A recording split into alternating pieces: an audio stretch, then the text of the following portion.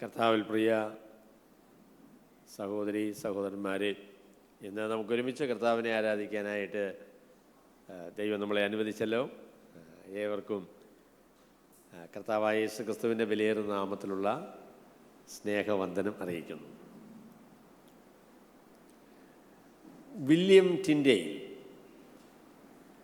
ആ പേര് വിശ്വാസികളുടെ ഹൃദയത്തിൽ അങ്ങനെ ഓർക്കേണ്ട ഒരു പേരാണ്. അദ്ദേഹം പ്രസിദ്ധനായത്, അല്ലെങ്കിൽ അദ്ദേഹത്തെ നമ്മൾ ഓർക്കുന്നത് റിഫർമേഷൻ്റെ കാലഘട്ടത്തിൽ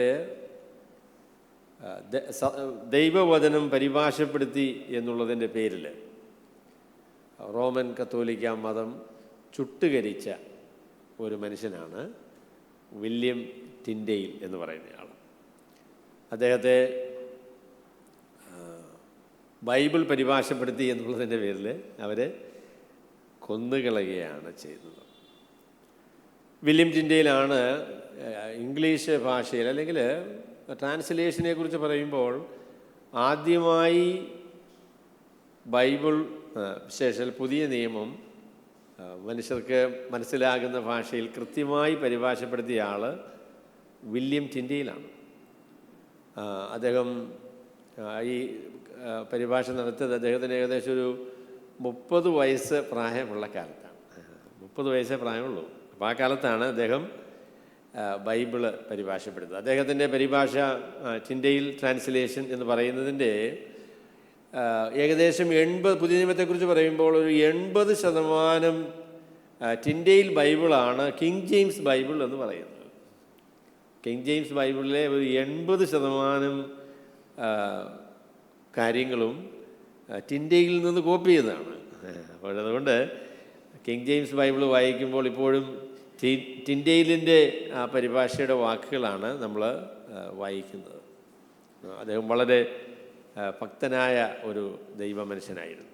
അപ്പോൾ അദ്ദേഹത്തിൻ്റെ ഒരു പ്രസ്താവന ഇന്നത്തെ പ്രസംഗത്തിന് ഉപയുക്തമായതുകൊണ്ട് ഞാൻ പറയുകയാണ്. അദ്ദേഹം പറഞ്ഞു, താൻ ബൈബിള് പരിഭാഷപ്പെടുത്തുന്നതിൻ്റെ കാരണം അന്ന് ബൈബിള് ലത്തീനിലും അതിൻ്റെ മൂലഭാഷയായിരിക്കുന്ന ഗ്രീക്കിലും ഹീബ്രുവിലുമേ ഉള്ളൂ. ഇംഗ്ലീഷ് ഭാഷയിലെ ബൈബിള് ഇല്ല. അപ്പോൾ അദ്ദേഹം പറഞ്ഞു, ഞാൻ ബൈബിൾ പരിഭാഷപ്പെടുത്തുന്നതിൻ്റെ കാരണം ഇംഗ്ലണ്ടിലുള്ള നിലം ഉഴുന്ന ഒരു കർഷകൻ, ഇംഗ്ലണ്ടിലെ നിലം ഉഴുന്ന ഒരു കർഷകൻ പള്ളിയിലെ പാതിരിയേക്കാളും ബൈബിളിൽ പരിജ്ഞാനമുള്ളവനായിട്ട് തീരണം. സാധാരണ മനുഷ്യർക്ക് ദൈവവചനത്തെക്കുറിച്ചുള്ള പരിജ്ഞാനം ഉണ്ടാകണം, അത് അവരുടെ ഭാഷയിൽ ആ ബൈബിളിൽ ലഭിക്കണം എന്നുള്ള ഉദ്ദേശത്തോടു കൂടിയാണ് അദ്ദേഹം അത് പരിഭാഷപ്പെടുത്തിയത്. എന്നാൽ ബൈബിൾ പരിഭാഷപ്പെടുത്താൻ പാടില്ല, സാധാരണക്കാരായ ആളുകൾ ബൈബിൾ വായിക്കാൻ പാടില്ല എന്നത് റോമൻ കത്തോലിക്ക മതത്തിൻ്റെ നിയമമായിരുന്നു. സാധാരണക്കാർക്ക് ബൈബിൾ വായിക്കാം എന്ന് കത്തോലിക്ക സഭ പറഞ്ഞത് 1947 അത് അന്നത്തെ മാർപ്പാപ്പ ആയിരുന്ന പിയൂസ് 12 മാർപ്പാപ്പയാണ് ആദ്യമായിട്ട് മനുഷ്യർക്ക്, അല്ലെങ്കിൽ സാധാരണക്കാർക്ക് ബൈബിൾ വായിക്കാൻ അനുവാദമുണ്ട് എന്ന് പറഞ്ഞത് അദ്ദേഹമാണ്. അതിനുശേഷമാണ് റോമൻ കത്തോലിക്ക ആളുകൾ, സാധാരണക്കാരൊക്കെ ബൈബിൾ വായിക്കാൻ തുടങ്ങിയത്. അത് 1947 വായിച്ചില്ല കേട്ടോ. നമ്മുടെയൊക്കെ മധ്യത്തിൽ കത്തോലിക്കർ ബൈബിൾ വായിക്കാൻ തുടങ്ങിയത് എന്താണ്? POC ബൈബിള് വന്നതിന് ശേഷമാണ് അവർ ബൈബിള് വായിക്കാനായിട്ട് തുടങ്ങിയത്. അപ്പോൾ സാധാരണ മനുഷ്യർക്ക് ബൈബിൾ വായിക്കാനും മനസ്സിലാക്കുവാനും അനുവാദമുണ്ട് എന്ന കാര്യം, അത് റിഫർമേഷൻ്റെ വളരെ പ്രധാനപ്പെട്ട ഒരു ആശയമാണ്. സാധാരണ മനുഷ്യർക്ക് ബൈബിൾ വായിക്കാൻ പറ്റും. അവർ ബൈബിൾ വായിച്ചാൽ, സാധാരണ മനുഷ്യൻ എന്ന് പറഞ്ഞപ്പോൾ രക്ഷിക്കപ്പെട്ട ആളുകളെക്കുറിച്ചാണ് ഉദ്ദേശിക്കുന്നത്. ദൈവത്തിൻ്റെ പരിശുദ്ധാത്മ അവർക്കുണ്ട്. അതുകൊണ്ട് ബൈബിൾ വായിച്ചാൽ അവർക്ക് മനസ്സിലാവും. അവർക്ക് ബൈബിൾ പഠിക്കുവാനും മനസ്സിലാക്കുവാനും കഴിയും എന്ന ആശയം വില്യം ടിൻഡെയിലിൻ്റെ വളരെ പ്രധാനപ്പെട്ട ഒരു ആശയമായിരുന്നു. അതിനുവേണ്ടി ജീവൻ കൊടുത്തൊരു മനുഷ്യനാണ് വില്യം ടിൻഡെയിൽ. അദ്ദേഹം കൊല്ലപ്പെടുന്നത് 1536 1536 അദ്ദേഹത്തെ അവർ കൊല ചെയ്യുന്നത്. അന്ന് അദ്ദേഹത്തിന് 42 വയസ്സ് പ്രായമുണ്ട്.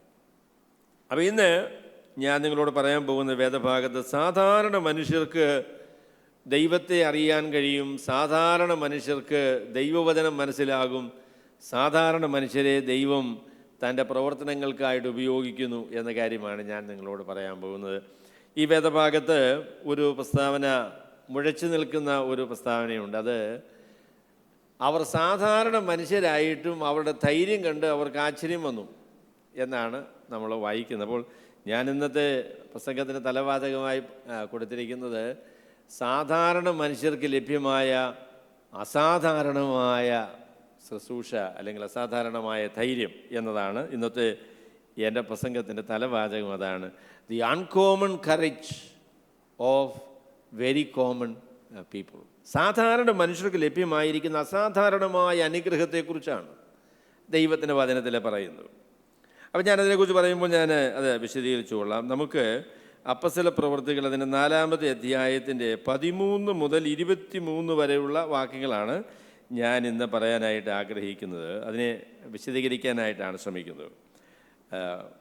അപ്പസ്തല പ്രവൃത്തികൾ 4-ാമത്തെ അധ്യായത്തിൻ്റെ 13 മുതൽ 23 വരെയുള്ള വാക്യങ്ങൾ. അപ്പോൾ നിങ്ങൾക്ക് ബൈബിൾ ഉണ്ടെങ്കിൽ ബൈബിൾ ഒന്ന് നിവർത്താം. ബൈബിൾ ഇല്ലെങ്കിൽ ഞാൻ വായിക്കുന്നത് കേട്ടിരിക്കുക അല്ലേ? അതാണ് നിങ്ങൾക്ക് ചെയ്യാനായിട്ട് സാധിക്കുന്നത്. ശരി, ഞാൻ വായിക്കുന്നു. അവർ പത്രോസിൻ്റെയും യോഹന്നാൻ്റെയും ധൈര്യം കാണുകയാലും ഇവർ പഠിപ്പില്ലാത്തവരും സാമാന്യരുമായ മനുഷ്യർ എന്ന് ഗ്രഹിക്കിയാലും ആശ്ചര്യപ്പെട്ടു. അവർ യേശുവിനോട് കൂടെ ആയിരുന്നവർ എന്നും അറിഞ്ഞു. സൗഖ്യം പ്രാപിച്ച മനുഷ്യൻ അവരോട് കൂടെ നിൽക്കുന്നത് കണ്ടതുകൊണ്ട് അവർക്ക് എതിർ പറവാൻ വകയില്ലായിരുന്നു. അവരോട് ന്യായാധിപ സംഘത്തിൽ നിന്ന് പുറത്തു പോകുവാൻ കൽപ്പിച്ചിട്ട് അവർ തമ്മിൽ ആലോചിച്ചു, ഈ മനുഷ്യരെ എന്ത് ചെയ്യേണ്ടു? പ്രത്യക്ഷമായ ഒരു അടയാളം അവർ ചെയ്തിരിക്കുന്നു എന്ന് യെരുശലേമിൽ പാർക്കുന്ന എല്ലാവർക്കും പ്രസിദ്ധമല്ലോ, നിഷേധിപ്പാൻ നമുക്ക് കഴിയില്ല. എങ്കിലും അത് ജനത്തിലധികം പരക്കാതിരിപ്പാൻ അവർ യാതൊരു മനുഷ്യനോടും ഈ നാമത്തിൽ ഇനി സംസാരിക്കരുതെന്ന് നാം അവരെ തർജ്ജന ചെയ്യണം എന്ന് പറഞ്ഞു.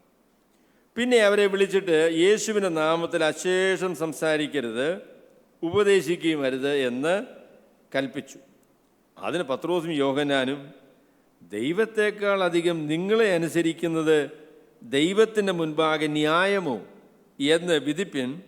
ഞങ്ങൾക്കോ ഞങ്ങൾ കണ്ടും കേട്ടുമിരിക്കുന്നത് പ്രസ്താവിക്കാതിരിക്കാൻ കഴിയുന്നതല്ല എന്ന് ഉത്തരം പറഞ്ഞു.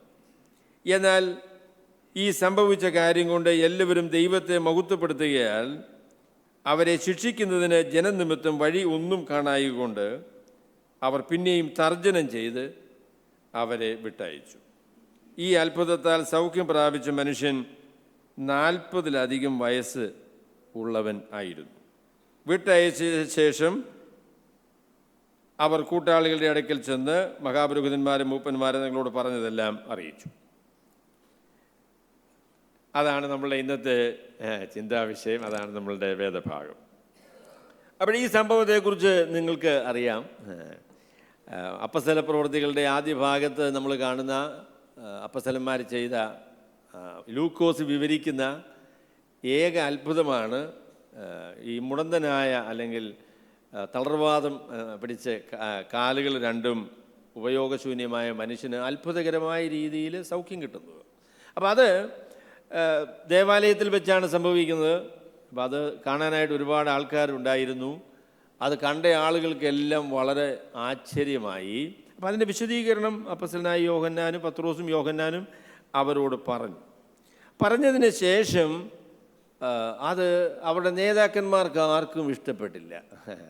കർത്താവായ യേശുക്രിസ്തുവിനെ കൊന്ന, കർത്താവായ യേശുക്രിസ്തുവിനെ ക്രൂശിൽ തറച്ച, അതിന് പിൻപിൽ പ്രവർത്തിച്ച ഹന്നാസും കയ്യവാവും അതിൻ്റെ അവിടെ ഉള്ളതായിരിക്കുന്ന പുരോഹിതന്മാരോടുമാണ് അപ്പസ്തലനായ പത്രോസും യോഹന്നാനും സംസാരിക്കുന്നത്. അപ്പോൾ കർത്താവായ യേശുക്രിസ്തുവിൻ്റെ പേരിലാണ്, യേശുക്രിസ്തു നിമിത്തമാണ് ഈ അത്ഭുതം നടന്നത്, യേശുക്രിസ്തു ഉയർത്തെഴുന്നേറ്റിരിക്കുന്നു എന്നതിൻ്റെ തെളിവാണിത് എന്ന് യേശുക്രിസ്തുവിനെ കൊന്ന മനുഷ്യരോട് പത്രോസ് യോഹന്നാനും പറഞ്ഞപ്പോൾ അവർക്ക് എത്രത്തോളം ഇഷ്ടപ്പെടും? അത് അവർക്ക് തീരെ ഇഷ്ടമായില്ല.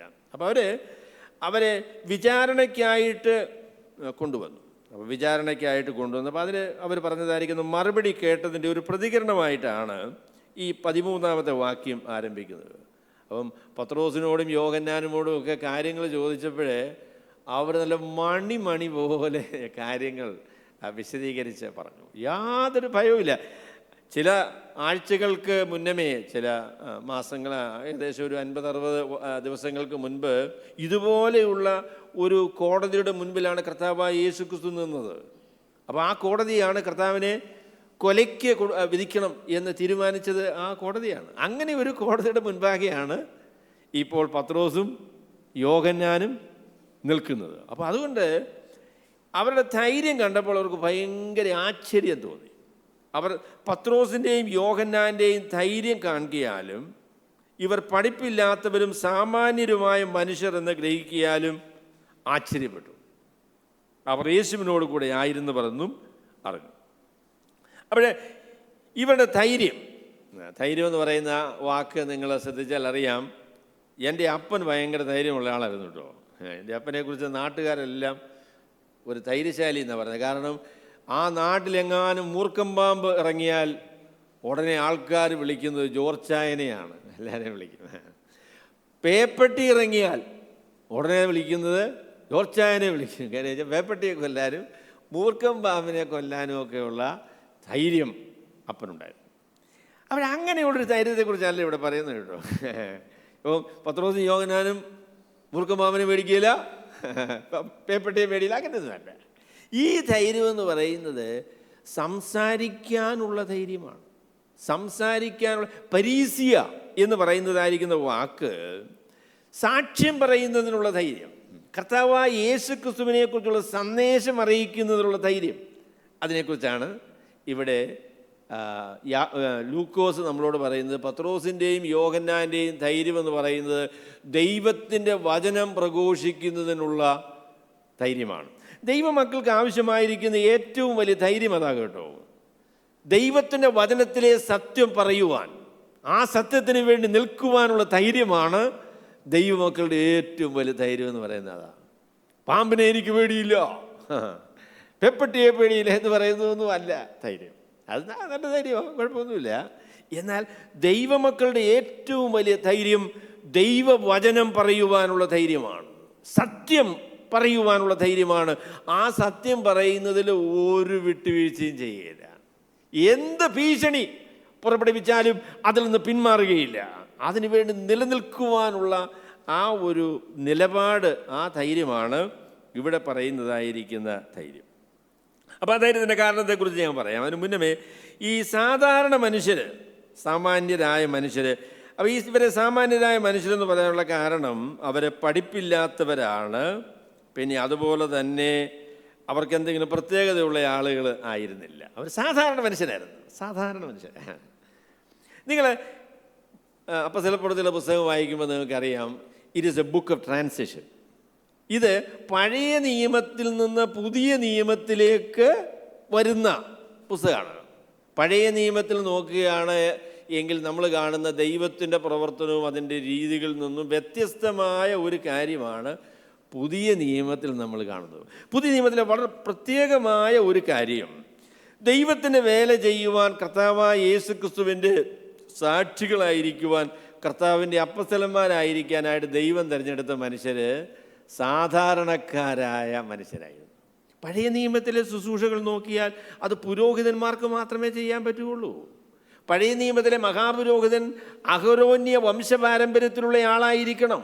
അങ്ങനെയുള്ള പ്രത്യേകതയുള്ള ആളുകൾക്ക് മാത്രമേ ദേവാലയത്തിൽ പ്രവേശിക്കാനായിട്ട് സാധിക്കുകയുള്ളൂ. വിശുദ്ധ സ്ഥലത്തേക്ക് ചെല്ലണമെങ്കിൽ ഒരു ലേവ്യന് മാത്രമേ സാധിക്കുകയുള്ളൂ, ഒരു പുരോഹിതന് മാത്രമേ സാധിക്കുകയുള്ളൂ. സാധാരണക്കാർക്കൊന്നും അവിടെ പ്രവേശനമില്ല. എന്നാൽ പുതിയ നിയമത്തിലേക്ക് വരുമ്പോൾ ആ വ്യത്യാസമെല്ലാം മാറ്റിക്കളഞ്ഞു കേട്ടോ. സാധാരണ മനുഷ്യർക്ക് അസാധാരണമായ ശുശ്രൂഷയും പദവികളും നൽകുന്ന പരിപാടിയാണ് പുതിയ നിയമത്തിൻ്റെ പരിപാടി എന്ന് പറയുന്നത്. അതിൽ സാധാരണക്കാരും അസാധാരണക്കാരും എന്നുള്ളതായിരിക്കുന്ന ഒരു വ്യത്യാസമില്ല.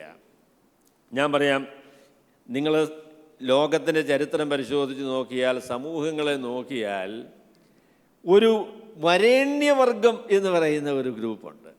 വരേണ്യവർഗം നമ്മൾ പറയുന്നത്. അല്ലെങ്കിൽ നമ്മളിത് പറയും, ഭരിക്കാനും അവകാശങ്ങൾ അനുഭവിക്കുവാനും നമ്മളെയൊക്കെ നിയന്ത്രിക്കുവാനും അവകാശം കിട്ടിയ ഒരു കൂട്ടം ആളുകളുണ്ട്. അപ്പം അങ്ങനെ പ്രത്യേകമായിരിക്കുന്ന ഒരു ഗ്രൂപ്പ്, അതിൻ്റെ നിയന്ത്രണത്തിലാണ് ലോകത്തിലെ ഭരണവും ഭരണാധികാരവും മതവും എല്ലാം അവരുടെ കൈപ്പിടിയിലാണ് ആയിരിക്കുന്നത്. എന്നാൽ ക്രിസ്തീയ സന്ദേശത്തിൻ്റെ നിസ്തുല്യത എന്ന് പറയുന്നത് ഇത് ഒരു വരേണ്യവർഗത്തിന് വേണ്ടി വേർതിരിക്കപ്പെട്ട ഒരു പരിപാടിയല്ല.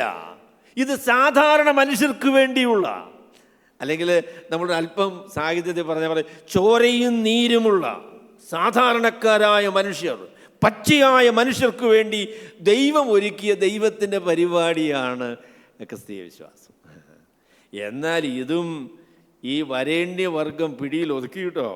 പിന്നീട് ഇങ്ങോട്ട് വരുമ്പോൾ സാധാരണക്കാരനായ മനുഷ്യന് സ്ഥാനമില്ലാത്ത നിലയിലൊക്കെ കാര്യങ്ങളായി. സാധാരണക്കാരൻ ഇന്ന് പള്ളികളിലും പള്ളിമേടകളിലും ഒക്കെ സ്ഥാനമുണ്ടോ? ഇല്ലതേ. അതൊരു പ്രത്യേക വർഗത്തിന് വേണ്ടി മാറ്റിയിരിക്കുകയാണ്. അത് അപരാധമാണ്. അത് ബൈബിളിനോടും കർത്താവായ യേശു ക്രിസ്തുവിനോടും ചെയ്യുന്ന അപരാധമാണ്. ദൈവത്തിന് വചനമായിരിക്കുന്ന വിശുദ്ധ ബൈബിൾ പുതിയ നിയമത്തിൽ അയ്മേനിയും തിരുമേനിയും അങ്ങനെ ഒരു വ്യത്യാസമില്ല. There is no clergy and laity in the New Testament. പുതിയ നിയമത്തിൽ ദൈവത്തിൻ്റെ അടുക്കിലേക്ക് വരുവാൻ പ്രത്യേക യോഗ്യത ലഭിച്ച ഒരു കൂട്ടം ആളുകൾ, പിന്നെ ദൈവത്തിൻ്റെ അടുക്കൽ വരാൻ യോഗ്യതയില്ലാതെ ഈ വരേണ്യവർഗത്തിൻ്റെ ആ പ്രത്യേക ശുശ്രൂഷകൾ കേട്ടു നിൽക്കുന്ന വേറെ ഒരു കൂട്ടം ആളുകൾ. അങ്ങനെ ഒരു പരിപാടി പുതിയ നിയമത്തിലില്ല. പുതിയ നിയമത്തിൽ ഞാൻ പറഞ്ഞല്ലോ, വില്യം ടിൻഡേയിലും മാർട്ടിൻ ലൂതറും ഒക്കെ പറഞ്ഞ കാര്യം എന്താണെന്ന് ചോദിച്ചാൽ, കർത്താവിൻ്റെ അടുക്കിലേക്ക് വരുവാൻ തന്നിൽ വിശ്വസിക്കുന്ന എല്ലാ മനുഷ്യർക്കും അനുവാദമുണ്ട്. ദൈവത്തിൻ്റെ അടുക്കൽ അസാധാരണക്കാരായ മനുഷ്യരെന്നും സാധാരണക്കാരായ മനുഷ്യരെന്ന് പറയുന്നതായിരിക്കുന്ന വ്യത്യാസമില്ല. അങ്ങനെ ഒരു വ്യത്യാസമില്ല. അത് പുതിയ നിയമത്തിൻ്റെ അത്ഭുതകരമായ ഒരു പരിപാടിയാകും കേട്ടോ. അല്ലെങ്കിൽ അതിനെക്കുറിച്ച് പുതിയ നിയമത്തിൽ പറയുന്നത് വിശ്വാസികളുടെ പൗരോഹിത്യം എന്ന് പറയുന്ന കാര്യമാണ്. It is the priesthood of believers. എല്ലാ വിശ്വാസികളും പുരോഹിതന്മാരാണ്. അവർക്ക് ശുശ്രൂഷയ്ക്കുള്ളതായിരിക്കുന്ന അനുവാദമുണ്ട്. ദൈവസന്നിധിയിലേക്ക് വരുവാൻ, ദൈവത്തെ ആരാധിക്കുവാൻ, ദൈവത്തിൻ്റെ വേല ചെയ്യുവാനുള്ള അനുവാദം എല്ലാ ദൈവമക്കൾക്കുമുണ്ട്. അല്ലെങ്കിൽ ഞാൻ പറയാം, ദൈവത്തിൻ്റെ വേല പരമേൽപ്പിച്ചിരിക്കുന്നത് ഒരു കൂട്ടം വരേണ്യവർഗത്തെ അല്ല, പിന്നെയോ കർത്താവിൽ വിശ്വസിക്കുന്ന വിശ്വാസികളെ എല്ലാവരെയുമാണ്. കർത്താവിനെ പ്രതിനിധാനം ചെയ്യുവാൻ, കർത്താവിന് വേണ്ടി സാക്ഷ്യം പറയുവാൻ, ദൈവത്തിൻ്റെ വേല ചെയ്യുവാൻ, ദൈവത്തെ ആരാധിക്കുവാൻ എല്ലാ യേശുക്രിസ്തുവിൽ വിശ്വസിക്കുന്ന എല്ലാ മനുഷ്യർക്കും സ്വാതന്ത്ര്യമുണ്ട്, അതിനുള്ള അനുവാദമുണ്ട് എന്നതാണ് ദൈവത്തിൻ്റെ വചനം പറയുന്ന കാര്യം. ബലഹീനരോടും സാധാരണ മനുഷ്യരോടും കനിവ് കാണിക്കുന്ന ദൈവം അവരെ തൻ്റെ അടുക്കിലേക്ക് വിളിക്കുന്നു എന്നതാണ് പുതിയ നിയമത്തിൽ പറയുന്നത്. സാധു സുന്ദരസിംഗ് അദ്ദേഹത്തിൻ്റെ പ്രസംഗം വിലയിരുത്തിയ ഒരാൾ സാധു സുന്ദരസിംഗിനോട് പറഞ്ഞു, പ്രസംഗമൊക്കെ കൊള്ളാം, നല്ല പ്രസംഗമാണ്, ബൈബിളിനെ കുറിച്ചൊക്കെയാണ് പറയുന്നത്, എന്നാൽ ഒരല്പം സയൻസും കൂടെയൊക്കെ വല്ലപ്പോഴും ഒന്ന് പറയുന്നത് നന്നായിരിക്കും എന്ന് അദ്ദേഹത്തോട് പറഞ്ഞു. അപ്പോൾ അദ്ദേഹം ചോദിച്ചു, എന്താ സയൻസാണ് ഞാൻ പറയേണ്ടത് എന്ന് ചോദിച്ചു. അപ്പോൾ അദ്ദേഹം പറഞ്ഞു, അതായത് ഈ എവല്യൂഷൻ, അതായത് സർവൈവൽ ഓഫ് ദ ഫിറ്റസ്റ്റ്. അപ്പം സർവൈവൽ ഓഫ് ദ ഫിറ്റസ്റ്റ് എന്നുള്ള മലയാളം എന്താ? ഏതായാലും കരുത്തുള്ളതിൻ്റെ സംരക്ഷണം എന്ന് ഞാനങ്ങ് പറയുകയാണ്. കരുത്തുള്ളതിൻ്റെ സംരക്ഷണം. അപ്പം സാധു സുന്ദരസിംഗ് പറഞ്ഞൊരു മറുപടിയുണ്ട്, കരുത്തുള്ളതിൻ്റെ സംരക്ഷണമല്ല എൻ്റെ സഹോദര, എൻ്റെ ഭാരം ദൈവത്തിൻ്റെ ഭാരവും അതല്ല, കരുത്തില്ലാത്തവരുടെ സംരക്ഷണമാണ് എന്ന്. സർവൈവൽ ഓഫ് ദ ഫിറ്റസ്റ്റ് അല്ല എൻ്റെ ലക്ഷ്യം, how the unfit will survive. കാട്ടിലെ നിയമം എന്ന് പറയുന്നത് എന്താ? കരുത്തുള്ളത് രക്ഷപ്പെടും എന്ന് പറയുന്നതായിരിക്കുന്ന നിയമമാണ്. എന്നാൽ ദൈവത്തിൻ്റെ നിയമം അതല്ല കേട്ടോ. ബലഹീനനും സാധാരണക്കാരനും പിടിച്ചു നിൽക്കാൻ കഴിയാത്തവനും ദൈവത്തിൻ്റെ അടുക്കൽ അവന് പ്രതീക്ഷയുണ്ട്, അവന് കടന്നു വരുവാൻ കഴിയും, ദൈവം അവനെ സംരക്ഷിക്കും എന്നുള്ള വാഗ്ദാനമാണ് ദൈവവചനത്തിൻ്റെ വാഗ്ദാനം. സാധാരണക്കാരായ മനുഷ്യർ, ഈ അസാധാരണക്കാരായിരിക്കുന്ന വരേണ്യവർഗം എന്ന് പറയുന്ന പരിപാടി കർത്താവായ യേശുക്രിസ്തുവിൽ അവസാനിച്ചിരിക്കുന്നു. ഒരു പ്രസിദ്ധനായ ദൈവദാസൻ പറഞ്ഞതുപോലെ, കുരിശിൻ്റെ ചുവട്ടിൽ നമ്മളെല്ലാം ഒരുപോലാന്ന് പറഞ്ഞു. We are all equal at the foot of the cross. ക്രൂശിൻ്റെ അടുക്കൽ നിങ്ങൾ വന്നാൽ വലിയ ആളെന്നും ചെറിയ ആളെന്നും പറഞ്ഞൊരു വ്യത്യാസമൊന്നുമില്ല കേട്ടോ. എല്ലാവരും ഒരുപോലെയാണ്. എല്ലാവരും ഒരുപോലെ പാപം ചെയ്ത് ദൈവതേജസ്സില്ലാത്തവരായി തീർന്നു. ദൈവത്തിൻ്റെ കൃപയാൽ ദൈവം കരുണ കാണിച്ച് കൃപയാൽ രക്ഷിക്കപ്പെട്ട ദൈവമക്കൾ എന്നുള്ള നിലയിലാണ് നമ്മളെല്ലാവരും ദൈവസന്നിധിയിൽ വരുന്നത്. അപ്പം അതുകൊണ്ട് ആ ഒരു തുല്യത ദൈവത്തിന് സഭയിലല്ലേ ഇപ്പോഴും ഉണ്ടായിരിക്കണം. ആ ഒരു തുല്യത, ദൈവമക്കൾ എല്ലാവരും ഒരുപോലാണ്, അവർ തമ്മിൽ അങ്ങനെ വ്യത്യാസമൊന്നുമില്ല എന്നുള്ള ആ കാര്യം നമ്മൾ പറയണം കേട്ടോ. അതിനെക്കുറിച്ച് വളരെ പ്രസിദ്ധന്മാരായിരിക്കുന്ന ആളുകൾ ഈ നാളുകളിൽ പറയുന്നൊരു പ്രസ്താവനയുണ്ട്. ടോം ഹോളണ്ട് എന്ന് പറയുന്ന വളരെ പ്രസിദ്ധനായിരിക്കുന്ന ഒരു ചരിത്രകാരൻ ഈ കാലത്തുണ്ട്. അദ്ദേഹത്തെ കേൾക്കുന്നത് നല്ലതാണ്. അദ്ദേഹം അങ്ങനെ ക്രിസ്തീയ വിശ്വാസത്തെ ഒന്നും ഒരുപാട് പ്രൊമോട്ട് ചെയ്യുന്ന ആളല്ല. എന്നാൽ അദ്ദേഹം പറഞ്ഞൊരു പ്രസ്താവന വളരെ ശ്രദ്ധേയമാണ്. അദ്ദേഹം പറഞ്ഞു, മനുഷ്യൻ തുല്യനാണ് എന്നുള്ള ആശയം ക്രിസ്തീയമാണ്. മനുഷ്യൻ തുല്യനാണ് എന്ന കാര്യം ക്രിസ്തീയമായിരിക്കുന്ന ആശയമാണ്. മറ്റൊരു സംവിധാനത്തിലും ഒരു തത്വശാസ്ത്രത്തിലും ആ ആശയമില്ല എന്ന് പറഞ്ഞു. Equality of man is uniquely Christian. ദൈവത്തിൻ്റെ ഛായയിൽ സൃഷ്ടിക്കപ്പെട്ടതായിരിക്കുന്ന മനുഷ്യൻ, അല്ലെങ്കിൽ ഗലാത്യ ലേഖനത്തിൻ്റെ ഭാഷയിൽ പറഞ്ഞാൽ കർത്താവായ യേശുക്രിസ്തുവിൽ ധനവാനെന്നോ ദരിദ്രനെന്നോ യഹൂദനെന്നോ യവനനെന്നോ സ്ത്രീയെന്നോ പുരുഷനെന്നോ സ്വതന്ത്രനെന്നോ ദാസനെന്നോ ഉള്ള വ്യത്യാസമില്ല. They are all equal. അവരെല്ലാവരും ദൈവത്തിൻ്റെ മുൻപാകെ തുല്യരാണ് എന്ന കാര്യമാണ് നമ്മൾ ദൈവവചനത്തിൽ മനസ്സിലാക്കുന്നത്. അത് നമ്മളുടെയൊക്കെ സമൂഹങ്ങളിൽ പോലും ഇല്ലാതെ പോയി കേട്ടോ. കുറച്ച് മനുഷ്യർ അവരസാധാരണരാണ്, അല്ലേ? സാധാരണക്കാരല്ല എല്ലാവരും. കുറച്ച് പേർക്ക് വ്യത്യാസം കൊണ്ടുവന്ന് സഭയ്ക്ക് നേതൃത്വം കൊടുക്കുന്ന ആളുകൾ, നമ്മളവരെ പുരോഹിതന്മാരെന്നൊന്നും വിളിക്കില്ല എന്നുള്ള കാര്യം ശരിയാ. പക്ഷെ അവരിപ്പോൾ സാധാരണ വിശ്വാസികളെ പോലാണോ? ഒരു നേതാവ് ചോദിച്ചു, ഒരു സഹോദരൻ വേല ചെയ്യുന്നതിനെക്കുറിച്ച് ചോദിച്ചപ്പോൾ അദ്ദേഹത്തോട് ചോദിച്ചു എന്നാണ് പറഞ്ഞേ, നീ എന്തിനാ വേല ചെയ്യുന്നത്?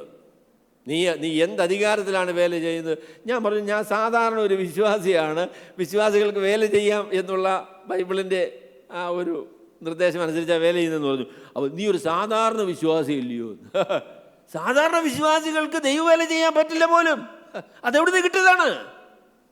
എൻ്റെ പൊന്നു സഹോദരങ്ങളെ, ഞാൻ പറയാം, സാധാരണക്കാരായ മനുഷ്യരോട് കരുണ ചെയ്യുന്ന, അവരെ തൻ്റെ അടുക്കിലേക്ക് വിളിച്ച് അസാധാരണമായ നിലയിൽ പ്രവർത്തിക്കുവാൻ അധികാരവും കൃപയും കൊടുക്കുന്ന, നമ്മളെ രൂപാന്തരപ്പെടുത്തുന്ന ആ നിലയിലുള്ള അത്ഭുതകരമായ സന്ദേശമാണ് സുവിശേഷത്തിൻ്റെ സന്ദേശം എന്ന് പറയുന്നതാണ്. അത് ക്രിസ്തീയ വിശ്വാസത്തിൽ യേശു ക്രിസ്തുവിൽ മാത്രമേ നമുക്ക് കാണാൻ പറ്റുള്ളൂ. സത്യവിശ്വാസം നിലനിർത്തുന്ന ഭക്തന്മാരുടെ മധ്യത്തിൽ മാത്രമേ കാണാൻ പറ്റുള്ളൂ. കഴിഞ്ഞ ദിവസം ഞങ്ങൾ പറയായിരുന്നു, അവിടെ നാഗൽ സാഹിബ് അദ്ദേഹം കുന്നംകുളത്ത് വേല ചെയ്യുന്ന കാലത്ത്, അപ്പോൾ അതിന് ഒരു ഞായറാഴ്ച ദിവസം അദ്ദേഹം ആരാധനയ്ക്കായിട്ട് വന്നു കഴിഞ്ഞപ്പോഴേ ഈ സുറിയൻ ക്രിസ്ത്യൻ എന്ന് പറഞ്ഞ ഗ്രൂപ്പ് ആൾക്കാരുണ്ട്, പിന്നെ സുറിയൻ അല്ലാത്ത ക്രിസ്ത്യനുമുണ്ട്. അത് ബാക്ക്വേർഡ് കമ്മ്യൂണിറ്റി എന്ന് അവർ പറയുന്നത്, അല്ലേ? ബാക്ക്വേർഡ് പ്രജാതിക്കാരായിരിക്കുന്ന വിശ്വാസികൾ. അപ്പോൾ അവർ രണ്ടുപേരും തുല്യരാണോ? സുറിയൻ എന്ന് പറഞ്ഞാൽ കൂടുക, എൻ്റെ ദൈവമേ എന്തോ സുറിയനാണ് ദൈവം. അവർ സാധാരണ മനുഷ്യരാണോ? കൂടിയ ആൾക്കാരാ. അപ്പം അവരെല്ലാവരും വന്ന് മുമ്പിൽ വന്നിരുന്നു. എന്നിട്ട് ഈ അധകൃതരായിരിക്കുന്ന വിശ്വാസികൾ എല്ലാവരെയും പുറകിലായിരുത്തിയിരിക്കുന്നത്. അപ്പോൾ നാഗൽ സാഹിബ് ഒരു വലിയ മനുഷ്യനാണെന്നാണ് ഞാൻ കേട്ടത്, വലിയ മനുഷ്യനാണ് പറഞ്ഞത്. അദ്ദേഹം ഇങ്ങോട്ട് വന്ന് നോക്കിയപ്പോൾ സുറിയനെല്ലാം മുമ്പിൽ ഇരിപ്പുണ്ട്, ഈ അധകൃതരായിട്ടുള്ള ആളുകളെല്ലാം പുറകിലാണ്. അവിടെ കർത്താവിൻ്റെ മേശ, അപ്പം വെച്ചിരുന്നതായിരിക്കുന്ന ആ മേശ ഇദ്ദേഹം പൊക്കി, എന്നിട്ട് നേരെ പുറകിൽ കൊണ്ടുവച്ചു. എന്നിട്ട് ആൾക്കാരോട് പറഞ്ഞു, എല്ലാവരും തിരിഞ്ഞിരിക്കാൻ പറഞ്ഞു. അപ്പോൾ സൂര്യനെല്ലാം പുറകിലായി, അധകൃതരെല്ലാം മുമ്പിലായി. അങ്ങനെയുള്ള വ്യത്യാസം ഇപ്പോഴും ഉണ്ട് കേട്ടോ, പല സമൂഹങ്ങളിലുണ്ട്. പെന്തക്കോസുകാരെല്ലാവരും തുല്യ പെന്തിക്കോസുകാരാണോ? അല്ലെന്നേ. കനാനെ പെന്തിക്കോസ് കൂടിയ പെന്തിക്കോസാ, സുറിയൻ പെന്തിക്കോസ് കൂടിയതാണ്, അധകൃത പെന്തിക്കോസുണ്ട്.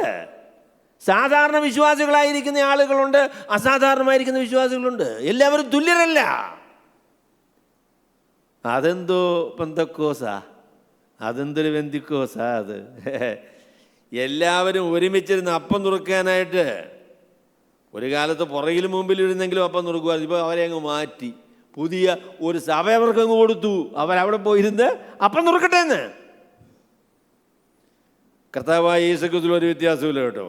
നമ്മുടെ ഹൃദയത്തിൻ്റെ ഉള്ളിൽ പാപത്തിൻ്റെ പ്രദർശനമായിട്ടാണ് മനുഷ്യനെ വേർതിരിച്ച് കാണുവാൻ, വ്യത്യാസമായി അവരെ പരിഗണിക്കുവാനുള്ള കാരണം അതാണ്. അത് നമ്മുടെ പാപമാണ് അതിൻ്റെ കാരണം. യേശുക്രിസ്തുവിന് അതിന് അവസാനം വരണം. യേശുക്രിസ്തുവിന് അവസാനം വരണം. നാം എല്ലാവരും കർത്താവായ യേശുക്രിസ്തുവിൻ്റെ അടുക്കൽ വരുമ്പോൾ തുല്യരാണ്. നമുക്ക് വ്യത്യാസമൊന്നുമില്ല കേട്ടോ. നാം യേശുക്രിസ്തുവിൻ്റെ രക്തത്താൽ വീണ്ടെടുക്കപ്പെട്ട ദൈവമക്കളാണ്. നമ്മുടെ മധ്യത്തിൽ തുല്യതയുണ്ട്. ദൈവമക്കൾ എന്നുള്ളതായിരിക്കുന്ന തുല്യതയുണ്ട്. അപ്പോൾ അത് നമ്മൾ നിലനിർത്തണം. അസാധാരണമായിരിക്കുന്ന സാമാന്യരായ മനുഷ്യരാണ്. അപ്പോൾ അവരെക്കുറിച്ച് പറഞ്ഞത്, പിന്നെ രണ്ടാമത് അവരെക്കുറിച്ച് പറഞ്ഞത് പഠിപ്പില്ലാത്ത ആളുകളാണ് എന്നാണ് പറഞ്ഞത്. അവിടെ അപ്പം ഈ ഉള്ള പറഞ്ഞാൽ ഏത് കാര്യം പറയുമ്പോഴും അതിനൊരു മറുവശമുണ്ട് കേട്ടോ. ഏത് കാര്യം പറയുമ്പോഴും അതിനൊരു മറുവശമുണ്ട്. ഈ സഭയിൽ കത്തോലിക്ക സഭയായി രൂപപ്പെട്ട സഭയുടെ ചരിത്രം നമ്മൾ പരിശോധിച്ച് നോക്കിയാൽ ആളുകളെല്ലാവരും ബൈബിള് വായിച്ച് അതിനെ വ്യാഖ്യാനിക്കരുതെന്ന് പറയാനൊരു കാരണമുണ്ട് കേട്ടോ. അതിന് കാരണം എന്ന് പറഞ്ഞാൽ വാളെടുക്കുന്നവൻ വെളിച്ചപ്പാട് എന്നുള്ള നിലയിൽ ആളുകൾ ബൈബിള് വായിച്ചതിന് ശേഷം ഇഷ്ടമുള്ളതൊക്കെ പറഞ്ഞു.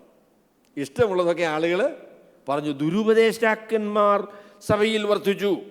അപ്പോൾ അവരെല്ലാവരും കൂടി തീരുമാനിച്ചു, എല്ലാവരും ഒന്നും അങ്ങനെ ഉപദേശമൊന്നും പറയണ്ട, ഉപദേശിക്കാനായിട്ട് പ്രാപ്തിയുള്ള ആളുകൾ എന്ന് ഞങ്ങളെല്ലാവരും കൂടെ തീരുമാനിക്കുന്ന ആളുകൾ ഉപദേശിച്ചാൽ മതി എന്ന് പറഞ്ഞു. അപ്പോൾ ഒരു നല്ല ഉദ്ദേശത്തിൽ അത് പറഞ്ഞുകൂടെ. പിന്നെ ഏത് കാര്യം പറഞ്ഞാലും നമുക്കറിയാമല്ലോ അത് കുളമാക്കും കുറേ കഴിയും. അങ്ങനല്ലേ മനുഷ്യരെ? നല്ല ഒരർത്ഥത്തിലൊരു അതിനൊരു ഒരു കാര്യമുണ്ട്.